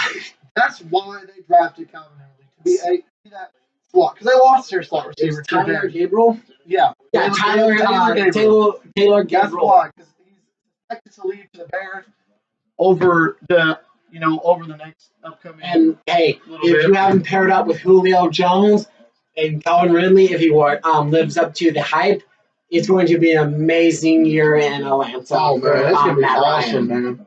That's why they got him. It's more so of a slot receiver. It's not really for a main threat. Correct. And But he's gonna be in that. He's gonna crack at least a third string spot and be a starting receiver. Play a little bit. He's gonna do really good, man. I wish him the best of luck, and I wish the Falcons the best of luck too. Here's the offense: Calvin Ridley, Julio Jones, Tevin Coleman, Devontae Freeman, and Matt Ryman. You could go back on the running back solution, and I say Devontae Freeman is still the dominant running back. Then you go Tevin Coleman, and the depth chart for the receivers: Julio Jones. Calvin Ridley will try to fight for the second string spot. He might get it, but I think more naturally he's going to be going third string. I do too. I think he's gonna be I think they got him to be that receiver. That Correct. And next, with no trades happening, we're going to have the Seattle Seahawks with the 27th pick. Remember, this is from a trade. it is a trade. And if you had to select, I would say that they either select an offensive lineman or they select Darius Geis, the halfback. And the reason why his original comparison is Marshawn Lynch, and we saw how dominant Marshawn Lynch was for the Seahawks. So I have the idea that would be a perfect match. Well, more so, I think I think Darius Geis would be good. Yeah. Honestly, Darius Geis himself would be good because that's a good power back. You know, Yes. seeing as the offensive line is rough, it's really rough. Probably, And that's when you have a bad offensive line or not a top tier, get a power back to hopefully overcome and make up for that. I mean, that's pretty much the reason Marshall Lynch was so good because he's a power back. He could break through that line, you know, and he could do it. It was tough, of course, and he had his days where he couldn't do it. But he was a freaking great running back. Or you can risk it. And again, the depth for a running back and alignment is very great.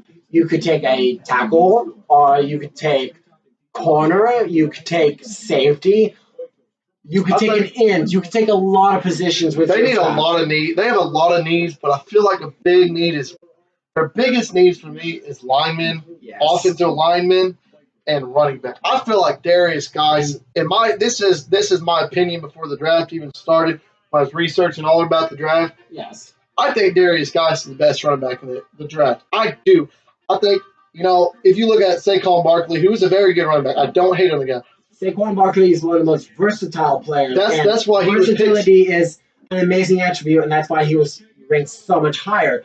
But if you look on, if you compared all the stats of all the running backs in college and in this draft, Saquon Barkley on average does fall below average for stats. And I'm not saying that he's a horrible player, and I'm not saying that the Giants were dumb for drafting him. I'm just saying on average, that's what stats say, and sometimes stats don't lie. No, I mean, stats weren't bad, nothing. Yeah. But I think the best one was, you know, what's his name? Darius Guice. Darius Guice. So young. Yes. I like Darius Guice more than like anybody. And also another reason why they might select either a offensive lineman or Darius Guice is the Seattle Seahawks have made it very clear they are wanting to build around Russell Wilson, and they're wanting to get the best out of what they have left with Wilson. I mean, like I said, it was a really long career of him ahead.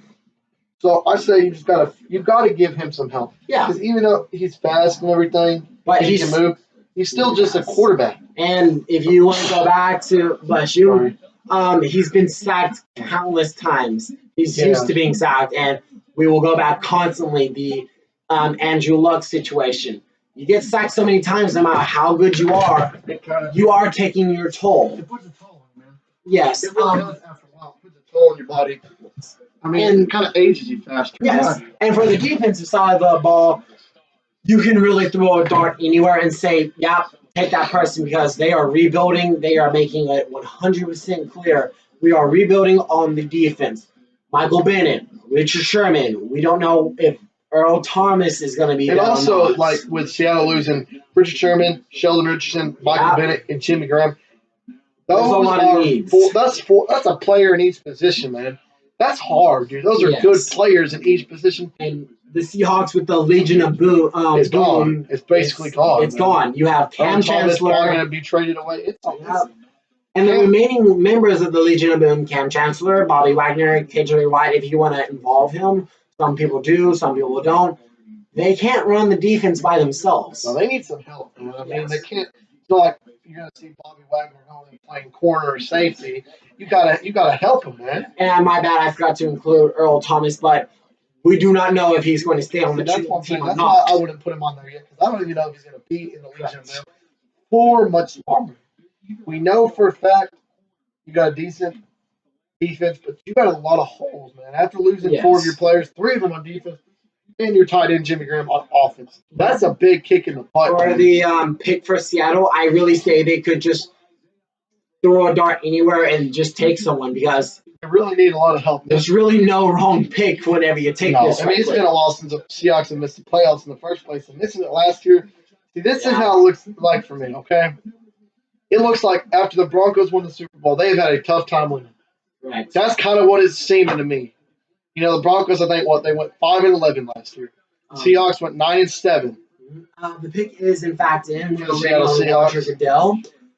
And like we said, it could be anywhere from running back to tight end to lineman to it could be an end to a linebacker to a safety to a corner. take your pick. You really can't go wrong. You just got to pick someone that you know will do good in the long run. Yes. And then second round, Seattle, like I said earlier, early, they're known for picking good players late in the draft. Yes, and you still got second round, you still got third round, and you can still make a large impact. But we're just going on first round right now and seeing who they take. Pretty much, I mean, you got to give it, you got to, listen, the thing is you have to do something.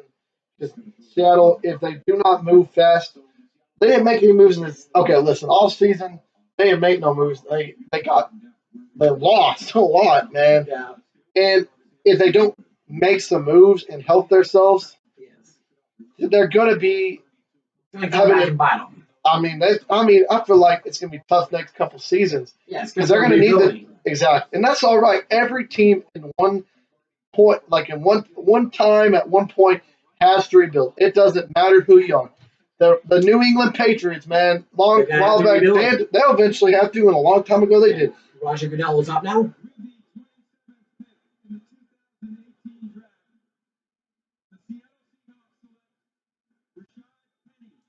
Okay, Rashad Penny, the running back. I personally thought they were going to be going Darius Guys, but they are addressing the running back situation with Rashad Penny. I really do disagree with that pick. I mean, I don't like that pick. Personally, I really hate that pick. I do more than but I mean, let me tell you something. I do. There's something I'm happy about. They are addressing what needs to be addressed. Yes, they are taking actual noticing, like, hey, we need a running back. And how I would take Rashad Penny is he's an explosive player. Once he gets out, he's going to be elusive, but he can't take that much contact. Exactly. And with Seattle's given condition, that can go two ways. Either they're going to be running him outside the edge a lot of outside runs to hopefully get out in the open space and do some damage. But then again, if they don't draft an offensive lineman, he's going to get murdered on the inside. But that's just my personal take because defenses know that Seattle does not have a good offensive line. So they're going to take 32nd last year. They're going to abuse that knowledge. Oh man, they're going to abuse the heck out of it, man. And maybe Rashad Penny does really well. Maybe he doesn't. But I think that if the Seahawks want him to succeed, they have to draft an offensive lineman now. Easily. I mean, listen. I thought in first place they were going to draft an offensive lineman. Mm-hmm. I don't know what. Listen. Who did they trade with? I don't remember I don't remember the heck they traded with. But listen, I think they should have traded up like the Bills and tried to get Shaquan Barkley. I will admit I think trading up that high or at least get Colton Miller. They needed to. I think they should have got the best offensive lineman in the draft. Except for Quentin Nelson. I honestly don't think the Seahawks traded up in this draft because they didn't have anything to give up, really. They really don't, man. I mean, they don't really. But you would. Okay, listen. You get a good pick. Like you're giving a lot, man. I mean, if you want to get next year's first. And that's a gamble because you don't know how valuable that first round pick is going to be. It just kind of depends how you do. Imagine if you do terrible. Yes, if you do terrible. You get the first overall pick. Wow, you're giving a team a potential high draft pick if you do bad. If you do great, you get the 32nd, which you're not really. If you do good, you're like, okay, it's 32nd. You do terrible, you lose the first overall pick, and you don't have the first round draft pick. That kicks you in the butt, man. That whoops your butt. That really does, because you're like, why? It's a gamble. I think it all comes down to how certain are you how certain are you about all the players you have, and how certain are you about who you're drafting. Like Rashad Penny, the Seahawks had more confidence in him compared to Darius Guys. It's like, do you trust your front office? Do you trust your GM? Yes. Do you trust your coach? Do you trust everyone in that front office too? There's several moving parts, and we've discussed this whole draft. Some of the picks we agreed with entirely. Some of them we didn't agree with as much, and some of them we just did not agree. And it's all because how are they going to interact with coordinators? How are they going to interact with other teammates? How are they going to interact with head coach? There's a lot of options. The only pick that really bothered me, Ty, okay, the biggest pick that bothered me in this draft at the moment so far was Baker Mayfield, man. I hate that pick. I hate that because I really do think he's not a bad quarterback. Yeah. And like we're saying, to all the Browns fans out there, we are not saying that Baker Mayfield was the worst pick in the world. No, he will get the job done, but we just thought Sam Darnold was going to be your instant starter and had was going to be their more long term and a higher ceiling. I think the Browns kind of threw us on for you know why? First overall, boom, Baker Mayfield. Fourth overall, Denzel Ward. I thought this draft has been Sam interesting. Darnold, and then I thought Sam Darnold and Bradley Chubb. That was my thoughts. Correct. And I like the Denzel Ward. Don't get me wrong. I'm not saying I do. I like that pick a lot. It was a smart pick, but it threw a lot of people off. It threw me off, man. I like the pick. I just didn't like the pick. I like the Browns. What they're doing so far, I cannot stand that pick. And to stay in the division, the Steelers are their pick is in with the 28th overall pick. If I had to suggest what they would be taking, I personally would go safety because Mike Mitchell, the safety, has not produced much. He's in up in age. They need some defense. Yes. And then linebacker. Yes. With Ryan Shazier, I'm not saying that Ryan Shazier, man, I'm not saying he will not come back. We do not know how productive if he does come back. Right. Because there was the possibility of he could never walk again. Yeah, that's scary. Like there's injuries, man. Yes. And then there's like life threatening, stuff like that. It's terrible. And Goodell's up in here, and we will see.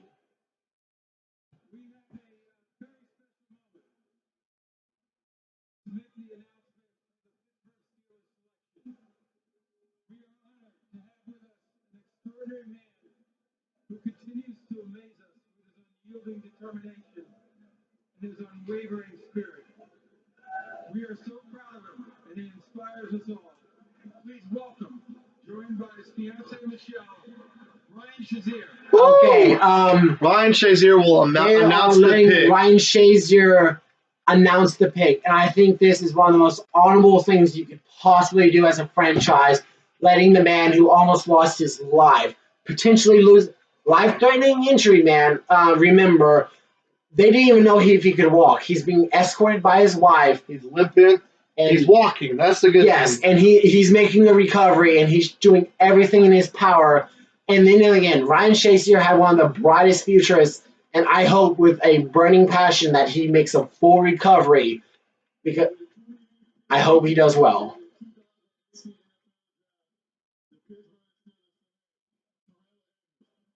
Okay, they select safety. I like that. Terrell Edmonds, just like we talked about, I believe they should take a potential replacement to Mike Mitchell because he has not produced with the time he's been there, and Mike Mitchell is getting older, and he's taking a lot of cap as well. So this is a potential replacement. I like that. I really do like that. I think that's a great pick. Correct. For the Steelers, they needed a safety, man. Mike Mitchell not producing. You got to do something, man. Like you either trade him, you get rid of him. Now you got your safety for the future. Correct. And this is a great pick. Oh yeah, it's gonna help. It's gonna help the Steelers defense. And back in the heyday, before I was born, before Steven was born, the Steelers had the steel curtain defense. A little bit more modern. We had Troy Polamalu, one of the greatest safeties of all time. Easily. And ever since then, there's not been much help. But I do feel like if Ryan Shazier makes the recovery, and then you got Edmonds. Yes, and it's going to be an absolute dominant defense. And then again, I'm hoping Ryan Shazier makes a full recovery. I'm hoping for the best for the man. Oh, man, I really hope the best. Listen, to be honest with you, man, it's a game at the end of the day. It's always a game, and your life's more important. But I respect Ryan Shazier more than anything. Because, man, he's dedicated. He's been playing for the Steelers since 2014. He's dedicated to this team more than about any player in the NFL. He's potentially putting his future health and life on the line because he loves the game of football. And that shows just so much dedication and passion for the game because if most people in this situation would have been like, okay, I was almost taken out from my ability to walk.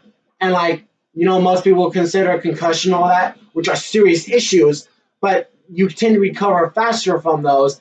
This man, we do not know if he could walk at all, but he's still trying to come back and play football. I mean, it's an emotional moment. Yes. I mean, I'm not trying to make this a sympathy or emotional channel or nothing, but it's like a blessing that he walks, man. Like, yes. If you don't think Ryan Shazier is one of the most like encouraging people in the world, like, listen, more than anything in the world, you have to understand that when you play football, there's a risk to it. There's a risk no matter if you're if you take one bad hit to the head, one bad hit to your knee, your shoulder, your life, man, it can change in an instant. The fact of the matter is, though, is he's trying, man, and I feel like he's gonna make a recovery. It'll be late in the season.